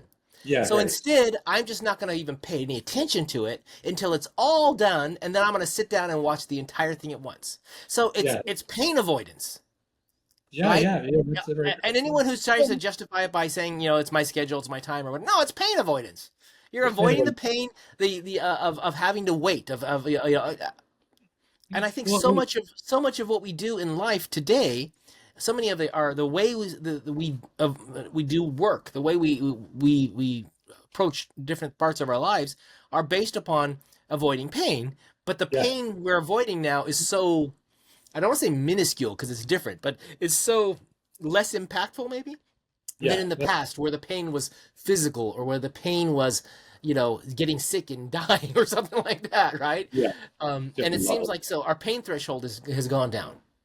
Is what it Yeah, feels like. definitely. Now, there's also pains that we didn't have before, so maybe it's all balanced out in the end. But right now, some of the pain threshold seems pretty far down the list. But see, here's the thing though, Chris. It's like, and outside you can maybe laugh at that person because, but the reality is like they're in pain and they're feeling it intensely. Now they can train themselves out of that over a period of time. But right there in that moment, they're suffering deeply, So right? if the anxiety you feel having to wait a week to watch your next episode of your show, if Yeah, that anxiety is at your pain threshold, yeah, then I'm going to be blunt, you need harder things to happen in your life. yeah, You need to correct. increase your pain threshold, Yeah, correct. Right. Yeah, right? yeah, Without, preferably without drugs, preferably without other things, right? yeah, Yeah, right, right. you need to increase your pain threshold. You got to toughen up a little bit, right? Yeah, exactly. And this is what we talked about before on like the far, far left, the whole woke thing, actually. They're saying, look, I need my safety. I'm uncomfortable, so I need you to change. As Yeah, opposed to, no, the world's not going to change. You got to toughen up a you little need to bit. be resilient. Yeah, you got to be more resilient. Yeah. I like the word resilient over toughen up. For some reason, toughen up Okay. sounds like All right. you're being too macho with that. Okay, fine. Okay, you got to be more No, resilient. yeah, I get the point. The idea here being, um, you just got to be able to accept that, and that's the problem with reality, right? Reality should say, hey, here's some tough, hard things you're going to have to go through, and you're Yeah, going to have right. to toughen up and get through them. And to a certain 100%. extent, we should mitigate or alleviate as much of this pain as possible, because Yes, there's some pains that we don't need to suffer. But we don't when it need to suffer. becomes like any pain is bad, that's when we have a Yeah. problem. Yeah, so here's the thing, like what you want to do, at least what I want to do, is I want to choose when I'm going to take the pain as opposed to waiting so long where I don't have the choice anymore. Now you get so weak that now you don't have the option to leave the Okay, so pain. there's a Yeah. presupposition there that you're going to have to experience pain, but by choosing it, you have some control over it. Is that what you're saying? Yes. Yes, Okay, because 100%. I don't think that's the feeling today. The feeling today is I have to choose to take pain or I can run away, I mean, right? you may temporarily That seems delay to the be the pain. choice. It's not choose your pain or don't choose your pain. You're going to have it. That's not doesn't seem to be what it is. It seems to be I can choose to suffer a little bit now or I can choose not to suffer a little bit now. And maybe sometime when I'm 90 years old, it'll all come back to me and it'll kill me because it's just such a massive amount of Yeah. pain that I'm gonna have to hit. Life's But tough, man. People are in pain, right? There's a lot of pain going on. yes, but if you don't have any sense of what the right amount, I don't know, the right amount of pain to accept is, then you just go for the lesser amount until eventually any amount is bad. Well, of course, you want to focus towards comfort, right? Ideally. Comfort, pleasure, Yeah, pleasure, comfort comfort. and You want pleasure. some dopamine, right? As much as you can. Pleasure is short term, right? Yeah, yeah, yeah, yeah, yeah. Right, So what's the exactly. long term? If pleasure is short term, then purpose is long term, because then purpose will drive you to accept the pain. I think so. I mean, I think it's, that's why people, if you're going to try to do something hard, typically you need a really strong why, a purpose. Why are you doing this? Why? Yeah. Um, So because, pleasure is the thing you do right now that makes you feel good. yeah, Purpose is the thing you do long term to make you. Is it feel good? Does purpose make you feel good? yeah, absolutely. Accomplishment of purpose would help make you feel good? Yeah, and ultimately that's the purpose of dopamine. Dopamine is not a reaction where you take some kind of a drug or use sex or you buy something or you eat food where you get an immediate shot of dopamine, right? The proper use of dopamine is a pursuit technique. So Wait, let's say you wait. want a goal, right? Here, you're going to go to B, you're currently Oh, at I see what A. you're saying. Okay. When you start making progress, your brain says, "Ooh, that's good. You moved closer to your goal, so I'm going to give you a little dopamine." And so in that case, you kind of earn your dopamine as opposed to cheating for it, right?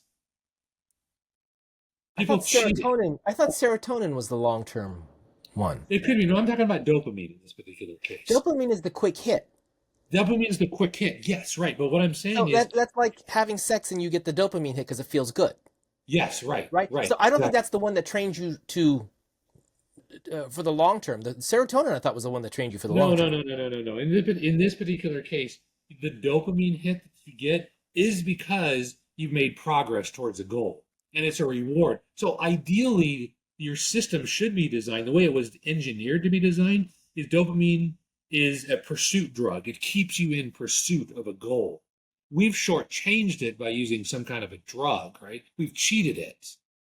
We're cheating the So system. I'm sorry. I'm going to go back to dopamine associated with sex. So the Yeah, goal is sure. to reproduce. Yeah, but you get a lot of pleasure out of That's it. why the body rewards the sex and makes it feel good Yeah, right.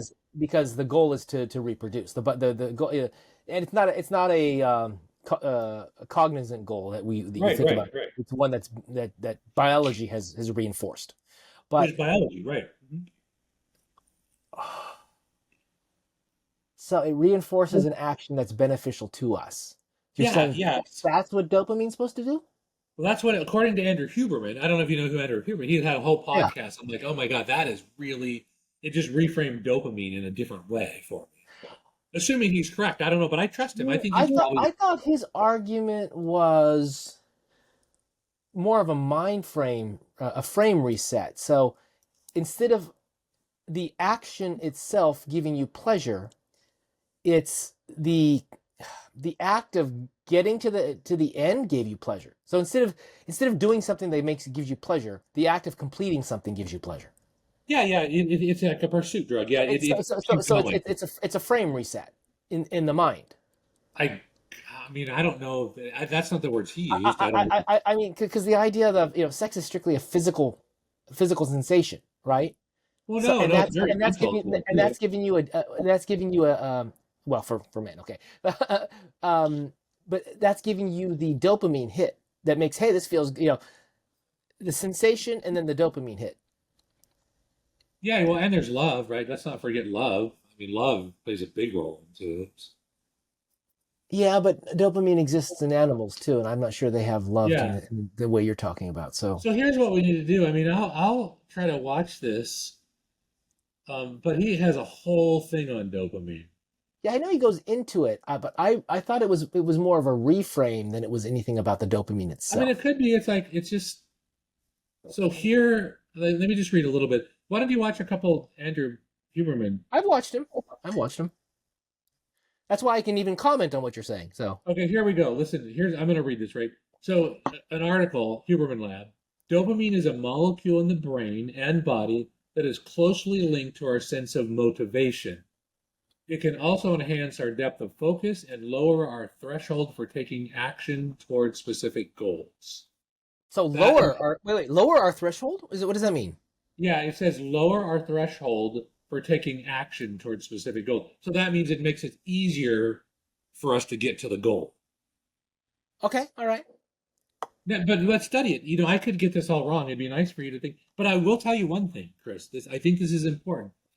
Is that understanding how your body works can really help you hack behavior, right? What biohacking's all about, right?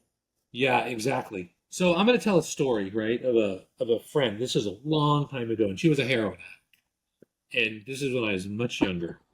And she told me, whatever you do, do not ever take heroin because I'm addicted to it now. She goes, because it's the best feeling that you could possibly feel. And what that meant for her was is that she's like, now that's all I want to do is that my whole life is getting back to that feeling. And she said the first time you use heroin will be the best time ever. And then Huberman even calls it like chasing the dragon, right? Because you get so much dopamine release. And so then as your dopamine level drops, you start to get uncomfortable. So you're like, I want more of this thing. I want to bump my dopamine. But then it becomes less and less effective, right? You get used to it. So at some point, your dopamine's going to have to drop below baseline, which means it's going to suck for a while. And there's no way around that. I mean, Huberman, I would recommend watching him because it's really interesting how, like, if you have a peak high, it's like know that you're going to have a low, and so don't try to chase the high. You just got to give it some time. You got to just rest. You got to let your dopamine come back naturally. Otherwise, you screw the whole system up. And that's the problem with addictions. Like this is an addiction problem, and so he's talking about the chemistry of addiction.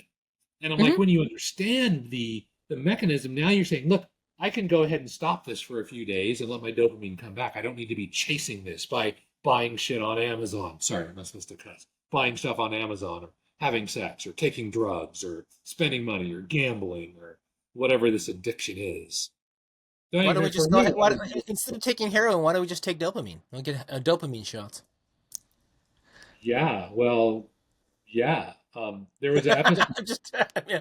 I I mean, mean, you could. You, if the net impact of taking drugs is the dopamine hit that comes with it, just start giving. I'm surprised we don't see dopamine pills. Do they even exist? Is there a I problem? have no idea actually, but If it's a probably molecule, does it not exist in a normal state? I mean, it'd be interesting to see.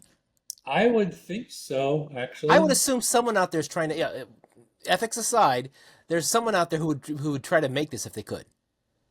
I know when his thing, he was really interesting. So he was talking about the dopamine scale. Like, so baseline is called 100, level 100, right? And so he was talking about why drugs are so addicting and why it's just methamphetamines in particular actually is so powerful. So he says 100 is just your normal state. He goes, go into dopamine level 150.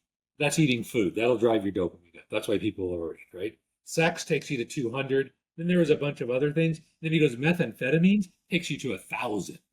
He goes, it just explodes your dopamine. And he goes, that's why people just, you're done, right? I mean, it's all you do is want to chase the dopamine. And So if it's you not don't the have this, so you're saying it's not the drug's fault. It's the impact on the body that is the fault here. yeah, you can't think clearly. Yeah, that's people are literally you're out of your mind, right? So I mean, there was a science fiction book I remember years ago by Larry Niven, I think it was, and I think it was the Ring World. It's that ring that's built around the sun, so it's an entire and everyone's living on this ring around the sun. well, like But there was Saturn a or something character like in that. there who had a mental implant that he could trigger his pleasure sensor of his brain whenever he wanted to. Oh, And interesting. apparently, in society, that was one of the problems they had with addiction: is people would get these pleasure things in their brain, and they would just sit there all day, just kicking off the pleasure sensor. Yeah, of course, that's what people do, and that's kind of what's happening now.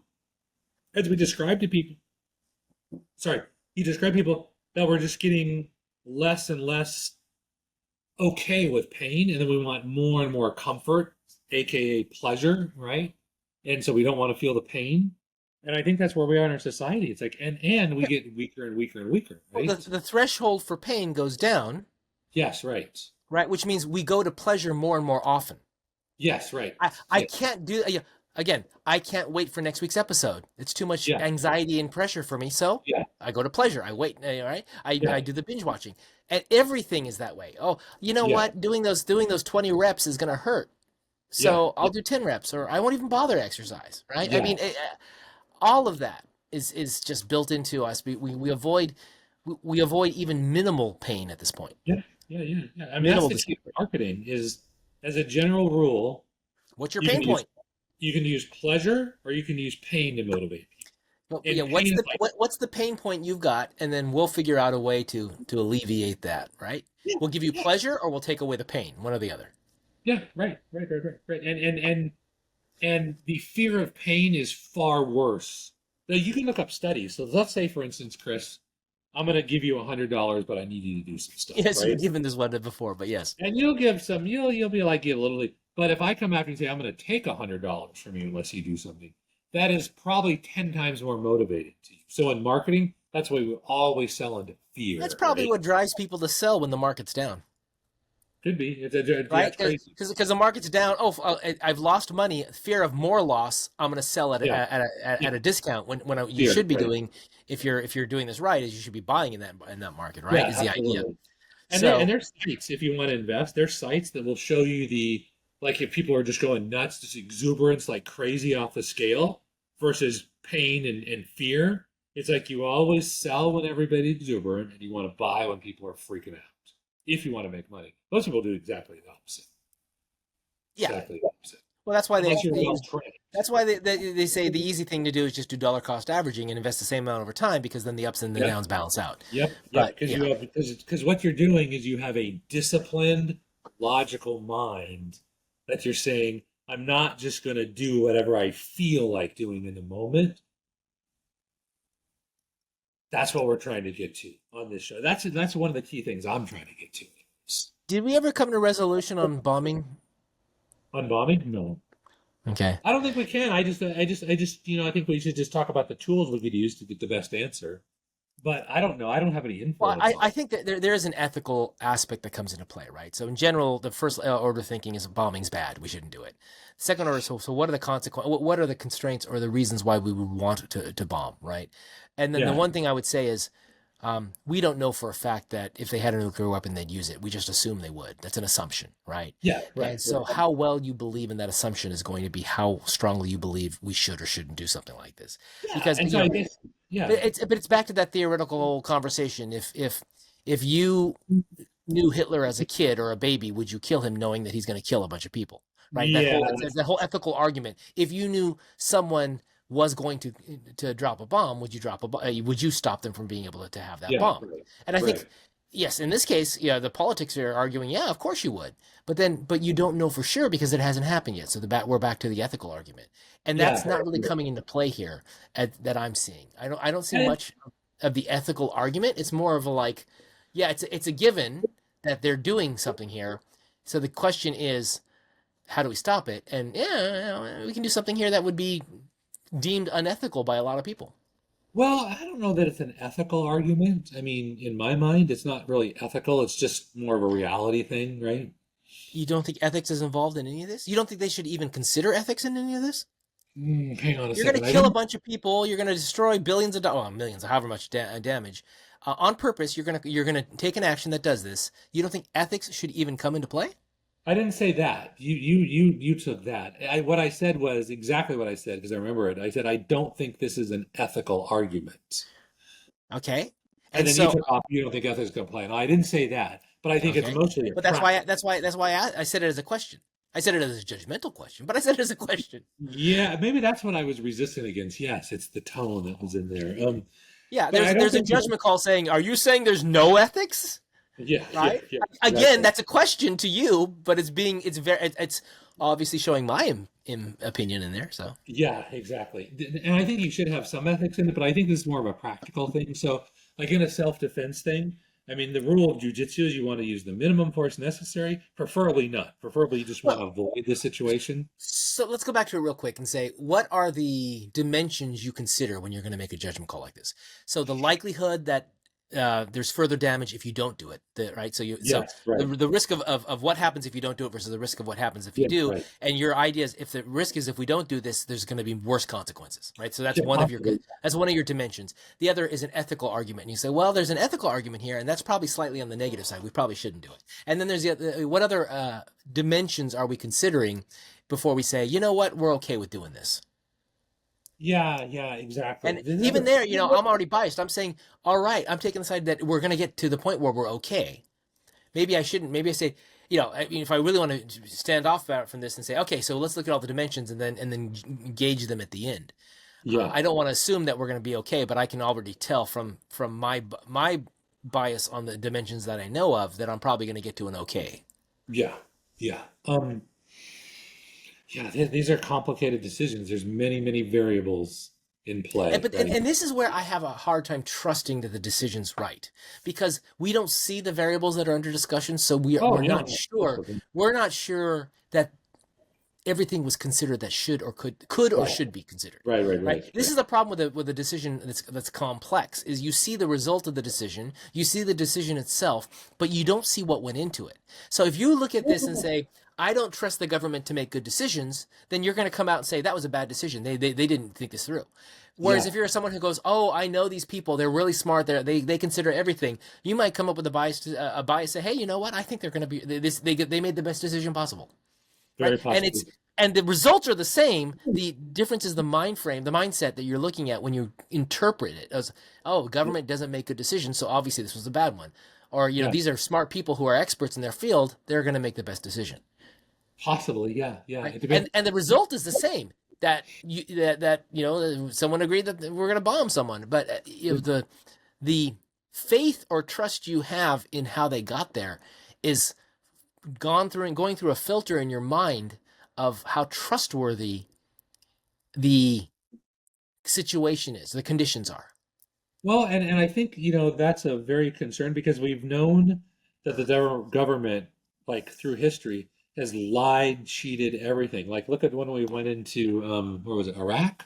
Actually, based on, oh, they got weapons of mass destruction, right? They got it.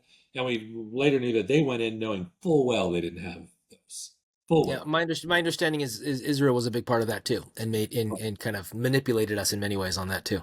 Very possibly. Yeah, exactly. So in that particular case, I mean, we know for a fact the And government because of lied. that's another dimension you might want to factor in, saying, well, we've got experience with Israel, wanting us to go in and do these things and kind of getting burned on it. Yeah, right, right. Now that still doesn't mean that it's not a good decision to bomb, No, no, right? no. It's just another dimension, right? Yeah, just another So dimension. you've got 8 dimensions, 12 dimensions, 100 dimensions. Many of them may be just minimal. It's like it's a 1 out of 100 rating. Other Yeah, ones might be in the 90s or whatever. But then you look at them as a whole and you say which of these dimensions are priority. yeah, You could just add everything up evenly, but more than likely, certain dimensions have more impact in your mind, so you weigh them more heavily. absolutely. Yeah, yeah, yeah, Right. yeah. Right, right, right. Exactly. Yeah, exactly. But that requires a tremendous amount of sophistication to be able to think like that. That I do that all the time, but most people don't. But To I me, need to get better at it. that's default. That's just default how I look at a situation. Yeah, no, that's how it is for me. It's like Oh, I'll go on oh, a whiteboard. Yeah, okay, Scott. Let's go with this. You're gonna go buy a brand new refrigerator. yeah, right. I need a new refrigerator. Right. So you're gonna go buy a brand new refrigerator. Yeah. Do you just go in there and look at the price? Do you just go there and look at, oh man, look, it's got a cool a screen with internet access on it? Do you look Yeah. at, oh, look at how fancy this ice machine is? I mean, Yeah. are you making a decision? It's the same with buying a car. People buy a car on emotion. People buy a car on feeling. I think Yes. in great extent, that's how a lot of people will probably buy their big appliances too. And I buy that based on feeling too. I mean, I'm like, how is this thing gonna make me feel? Right? Really? Well, That's how oh, that absolutely, actually. no, it doesn't even. It's not even a consideration for me. That's not on my list. Oh, that's fascinating because it's mostly for me. How is this gonna make me feel? Right? So, if anything, if there was a feeling aspect, it's how will I feel spending that amount of money? That Yeah, would be but the only feeling I would have. here's the thing. Yeah, and I get you. I'm with you because I want a good price, but I'm like, if I spend, let's say I got two choices. I got 1,500 and 2,500 bucks for a refrigerator. And yeah, the $1,500 one, it'll do the thing, but it's a little small, and it's like it's just like the vegetable drawer. It doesn't like slide in and out, kind of really nice. It's a little janky. And then I go to the $2,500 one, and I'm like, oh my God, that thing, it's on ball bearing. It just slides in and out. It's like I get pleasure literally out of just opening it, sliding it, how the handle feels in my hand. And it's like, I'll have a little pain for the $1,000 extra that I'm going to spend. But in long term, the other stuff's going to trump it significantly more. So I'll go with how my long term feeling is. How long does a fridge last? Well, the one I have in my house is my dad's. It'll last a million years. It just won't break. So That's ugly. let's say 10 years. Yeah, 10 years if you're lucky, Okay. right? One day after the warranty expires So is how so long. so this is what's going through my head. Yeah, 10 years. yeah, All 10 right. years, fine.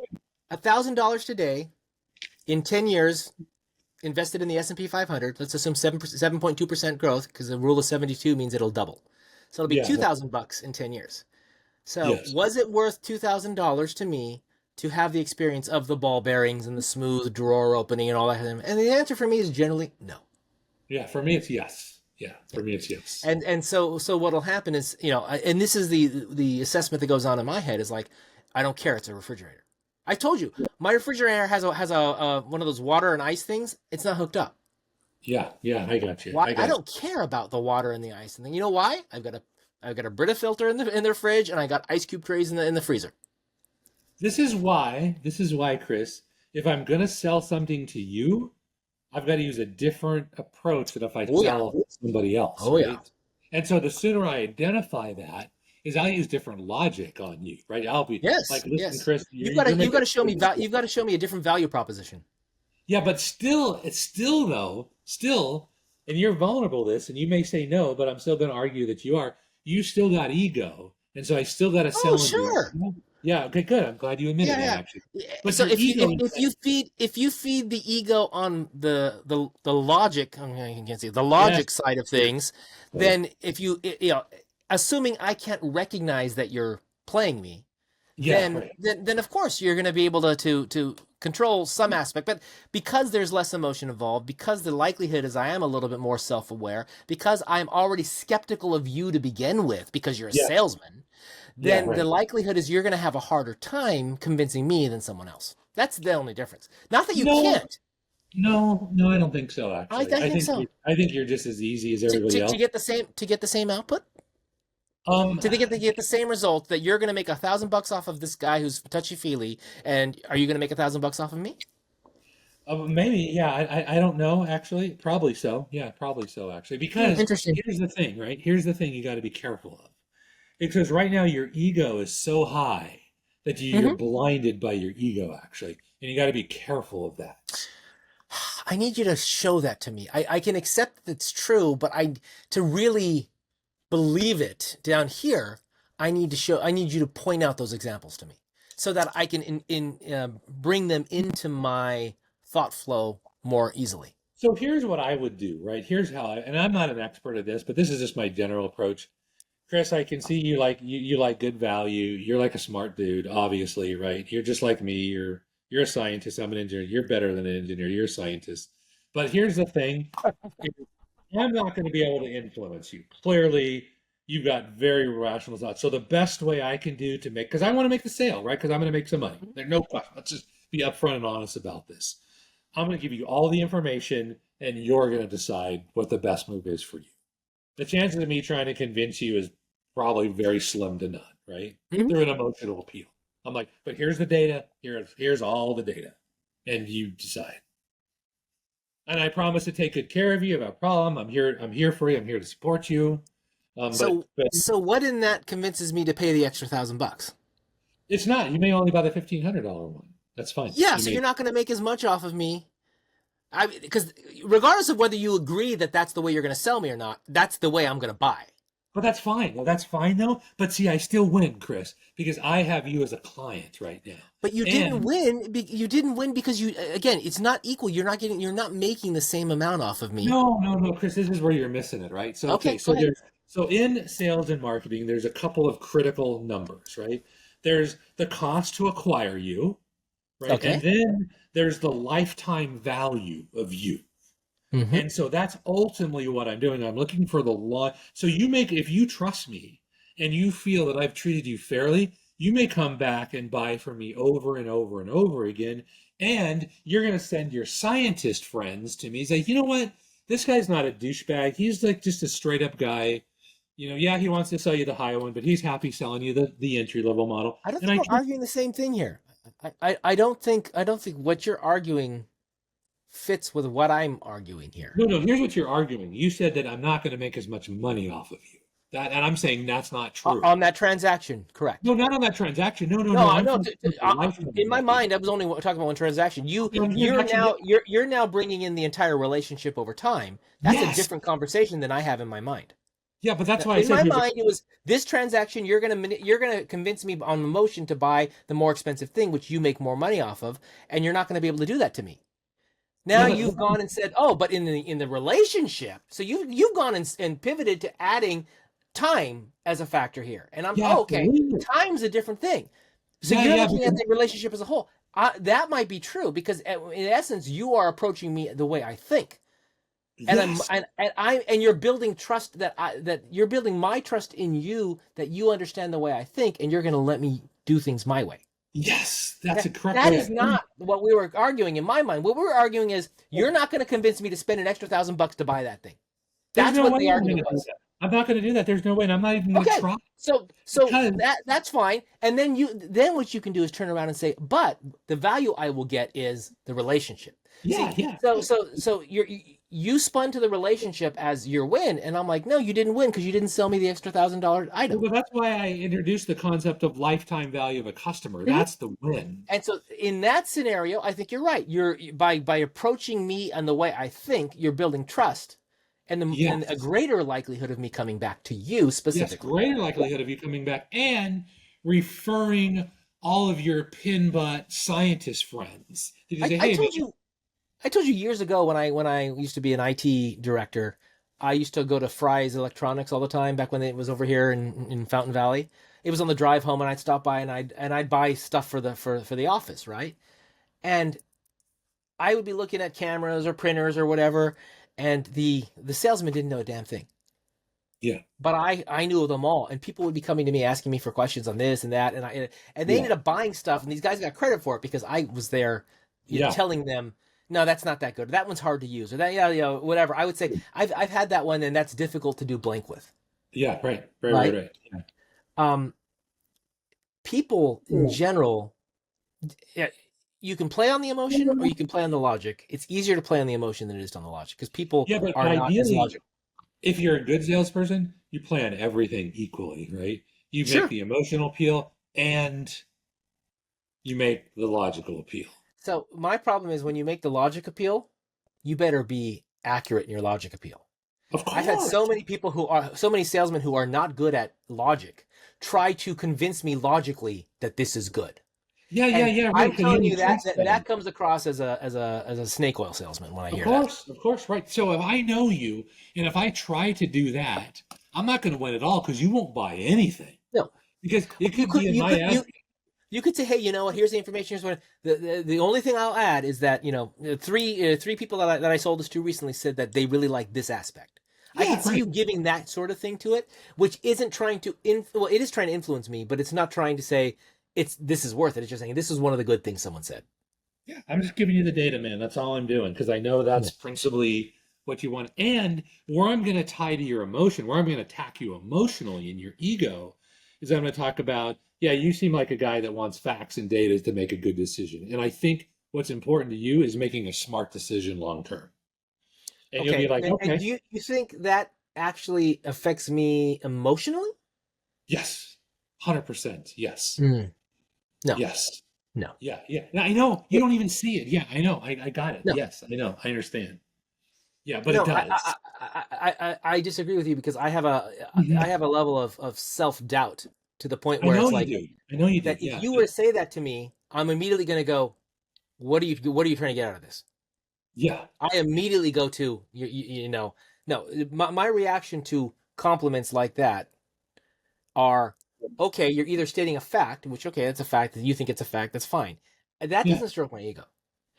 Yeah. That does I not think stroke it my. does actually. No, I don't think it does. There are things you can do to stroke my ego, but I don't think that's going to be it. That's interesting. That's possible. Yeah, it's possible that And could be again, wrong. that makes me even more the weird outlier. We talk about me being an outlier from this, but I honestly think it's much harder to stroke my ego on that sort of thing. You've got to hit It's, me on things like, see, the other thing you got to realize, I love creativity. I love thinking outside the box. You start to get that aspect of me, the yeah. creativity aspect, the outside the box thinking, the curiosity aspect. Those are the things you need to play on to make me feel good. Yeah. Okay. Then I need to analyze you more. I need to be Yeah. very You talk careful. about music and about my musicality. This is the underlying thing is I may be analytical, but I've got this element of creativity and music and all that stuff on the side Hmm. that's the part that gets ignored in the scientific world. Yeah. Yeah. So Okay. if you stroke that part of my ego, you're much more likely to get me to be more positive about things. Okay. Okay. Okay. Let me try to stroke your ego a little bit then. Let me try. Let me try. Let me try. Chris. There you go, Chris. 1,500, 2,500. I know you probably. I mean, this one's probably going to be fine for you. I mean, but let me just. Is it okay, Chris, if I just give you a few advantages of this other refrigerator? Some of the things that it does really well. And I know you don't like the ball bearing, you like, but your wife may like it, your daughter may like it, whatever. Who knows, right? But I'll tell you, the cool thing about this $2,500 refrigerator, Chris, is it's got a metal frame. It's actually metal, so magnets will stick to it. And I know that many people in their families love to put up art on the refrigerator, little magnets stick on this thing. And the cool thing about this doesn't show fingerprints. And I understand that that may not be important to you, but it might be important to your wife. So I just wanted to give you that little bit of data just to see if that makes sense to you or not. That's a better pitch. It still isn't going to hit the things that would work with me. You It know may what would not, work it with may me? not. You know what would work with me? Yeah. This is customizable and you can express yourself through the way you customize this. You've got Oh, this digital screen on here that you can put your artwork on. You can play your music through. oh, That's the stuff that and that's not going to be a normal pitch. I mean, you've got to know me pretty well to get to that point, yeah. right? But you say, "Oh man, imagine you can change up the outer frame. You can change this comes with door stickers, door wraps like you have in your car that you I mean, then you're going a little too far at that point, but Yeah, you're hitting on the right area of yeah. customizable so I can express myself, There you go. Interesting. I go, right? dude, check this out. There's like three hooks. I can see three of your hats hung up right here. Yeah, I mean it's silly, but you could think about something like that, and you're more likely to get a laugh out of me. You're more likely to get me think, "Huh, I could do something with that," Yeah, right? yeah, Um, you could still have it being configurable and customizable in a much more engineering way. You can move it to the left, you can move it to the right, you can move it up, you can move yeah, it down. That's a little less so. It still yeah, appeals to me in some ways because then I can impose my own requirements on it, yeah, right? yeah. But to Right. to to put my own creativity on it, you're hitting something new there. Interesting. Yeah. So and ideally, if I was a great salesman, I'd have a little bit of conversation. What do you like to do? What do you like for hobbies? I know there's a refrigerator, Chris. It's just refrigerator keeps stuff cold. I got it. But I And want to then make it. especially if you can tie in an anecdote of Yeah, someone you saw who used it in a way that was creative, yeah, yeah, right? Yeah, if you could do that, then suddenly my mind's going, oh, yeah, I could do, yeah, and then do it right. And so now I'm less focused on price and I'm focused on possibility. yeah, yeah. Right. Because I would tell you, and this is I'm not trying to. I am trying to sell you a concept right now, but I would sell you on the fact that like lighten up on the price a little bit, right? I understand you want to get, I got that, but I'm just telling you honestly, sometimes it's worth it to pay a little bit more. I'm not disagreeing with anything you said. So Yeah, what? yeah, yeah. I'm just, So yeah, you're basically implying that there's something here that's worth that more. First of yeah, all, do I consider 40% increase in cost a little bit more? Actually, not 40%, 60%, 66% increase in cost. Do I consider that a little bit more? No. A little bit more to me is 10%. Okay, so oh, that's the first thing that's wrong with yeah, your statement just now. What do I gotcha, think is a little bit more? gotcha. If $1,000 in the scheme of things may not seem like much, but $1,000 related to $1,500, that's a lot, right? Yeah, okay, So okay. so so there's that aspect, and I'm a numbers person, so you know that those things are going through my head as soon as you start talking about that, Yeah, I go right? fine. And you say back off on the money thing. I go, well, there's a general principle that if I don't need something, I don't spend money on it, Yeah, that's which means probably fine. That's just, yeah, which means that's why I'm able to, we've been able to live a fairly good life on a single income, yeah. That's why you got so many hats, right? right? So if I start buying all, then you know how much I spent on those hats?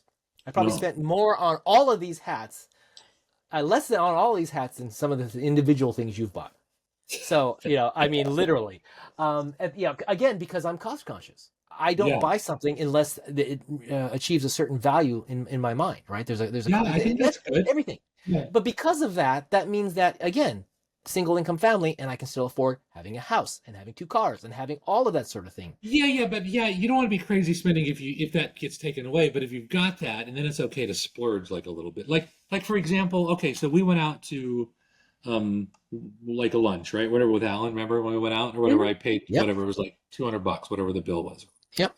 I didn't care about the $200 actually, because in my mind I'm buying a lunch, but what I'm buying though is a relationship and an experience that I'll always remember that. So in my mind, that was worth every penny of $200. But that's the value you applied to the cost, right?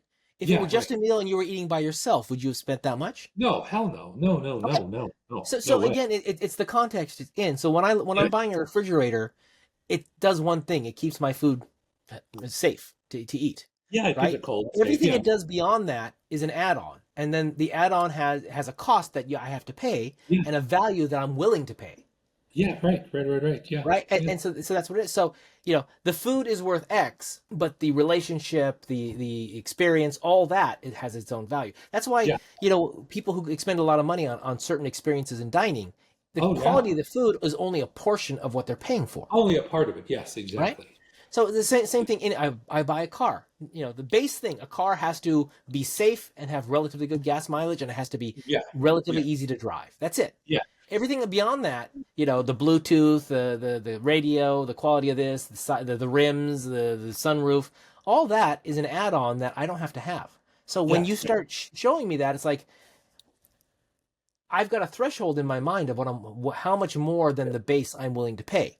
No, I'm the same way in cars. It's like I could care less about that stuff. It's like I could just as long as the car for me is like you just have more things that you're willing to pay to go up on than I am.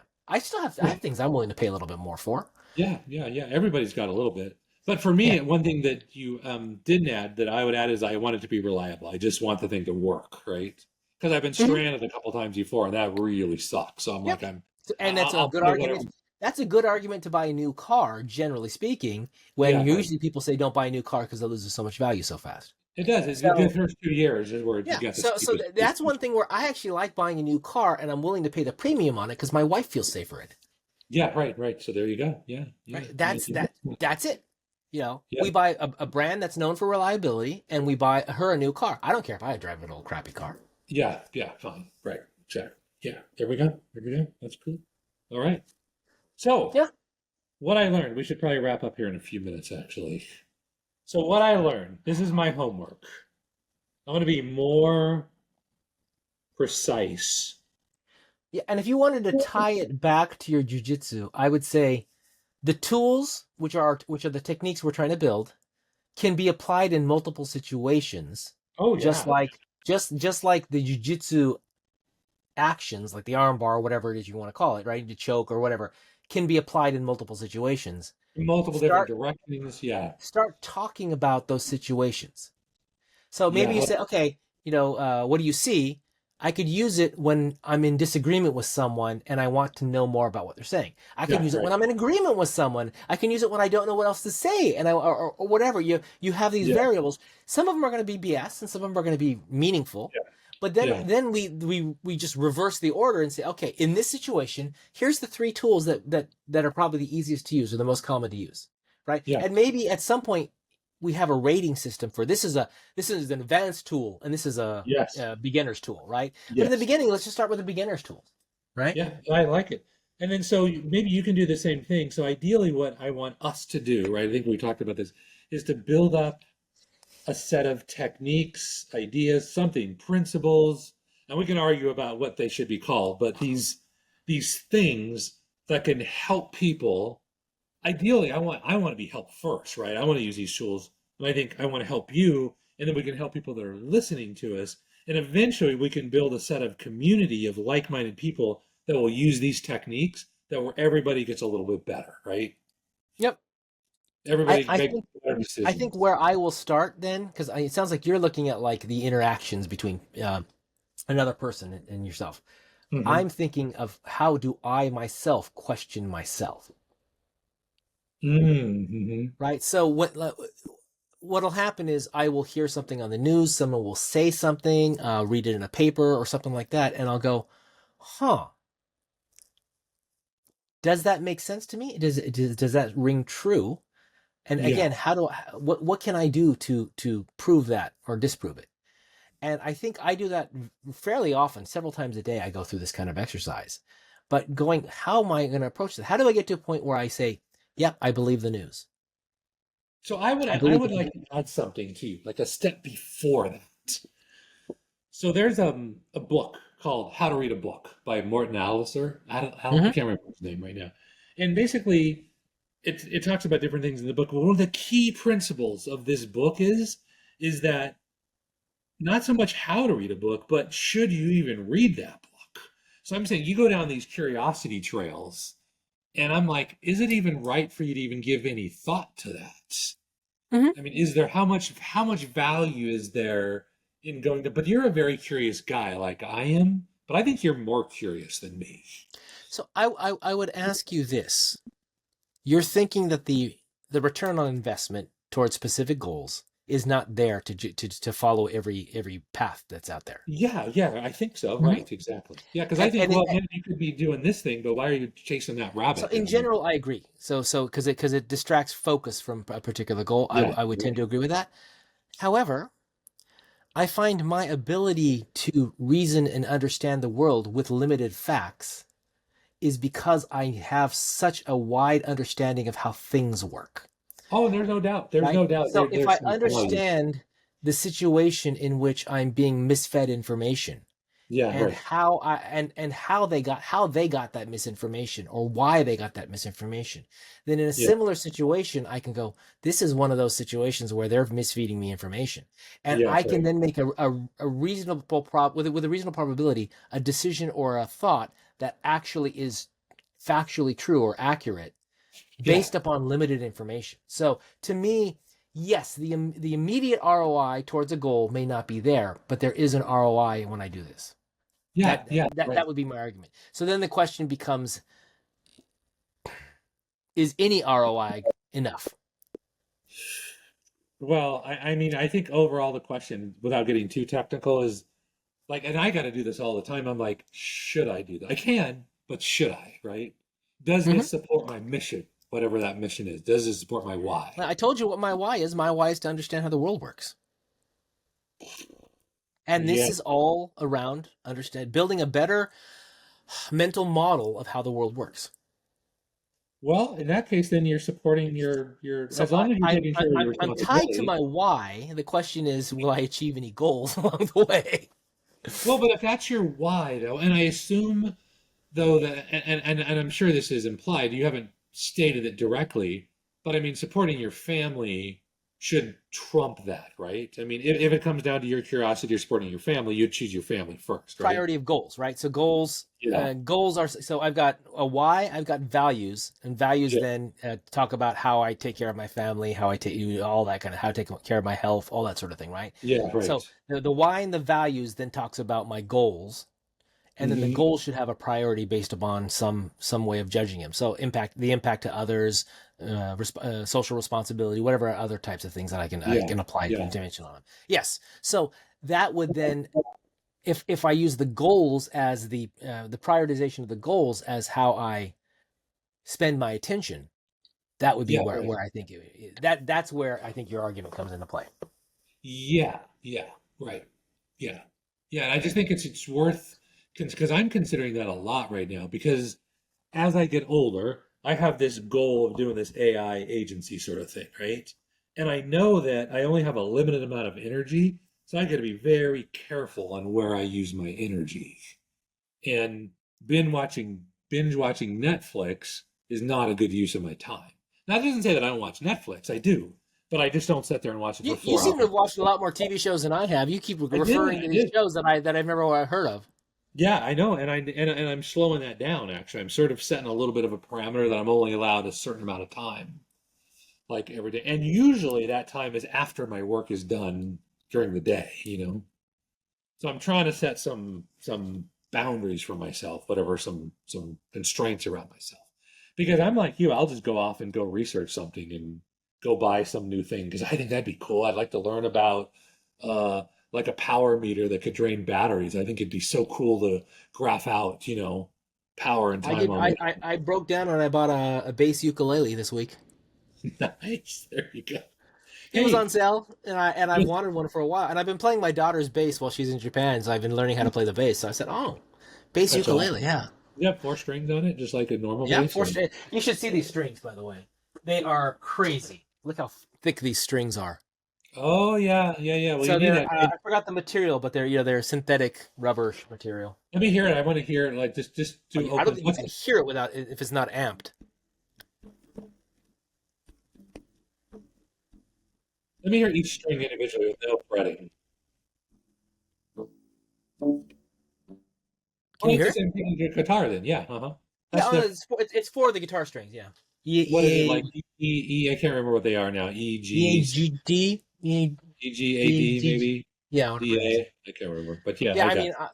mean, I could quote the ukulele strings to you because I've been playing that for years. I've only played this for 2 weeks, so. Yeah. What's a ukulele? It's got four strings as well. GCEA. Well, the typical US tuning is GCEA. Can you play Yeah. each one? I just want to hear. I just want to hear it. Like the What? top open, just and then I want to So hear all four. No fretting. Well, that's different than a guitar tuning. Interesting. so then you So when get, and you it's really do the chords are chords, simple. So it's pretty so simple they're to about play the chords. same as a guitar chord, then, right? Finger patterns are similar, but similar to Yeah. the bottom four strings on a guitar, but their chords are totally different. Oh, interesting. That's fascinating. All right. So, I think you should make a song for the podcast one of these days. All right. Well, once we've figured out our potential rebrand that we've been talking about, I think we can. Yeah, we're considering renaming the podcast. If anybody's got any insights on that, leave it in the comments below. I think the problem that we knew about beforehand, but I just didn't understand the full scope of it, is we're called hands-on logos. But logos means logic, critical thinking. It doesn't mean logos. It's like Not a sometimes corporate logo. We're not a corporate logo we channel. don't make logos. We don't do hands-on logos. It's logos, however you want to pronounce it or whatever. Logos, yes. Yeah, fascinating. All Well, right, Chris, and anything so else? we'll figure that. Did you? Oh, so let's go ahead and stop the recording here. All right, Okay. everyone. Thank you. Remember to subscribe, give comments. You know, Yeah. we want to keep growing the channel and give us ideas on what to talk about, and Yeah. tell us if we're going off topic too much. Or Which we probably are, actually. all right, and that's See ya. it for Bye. today. Thank y'all.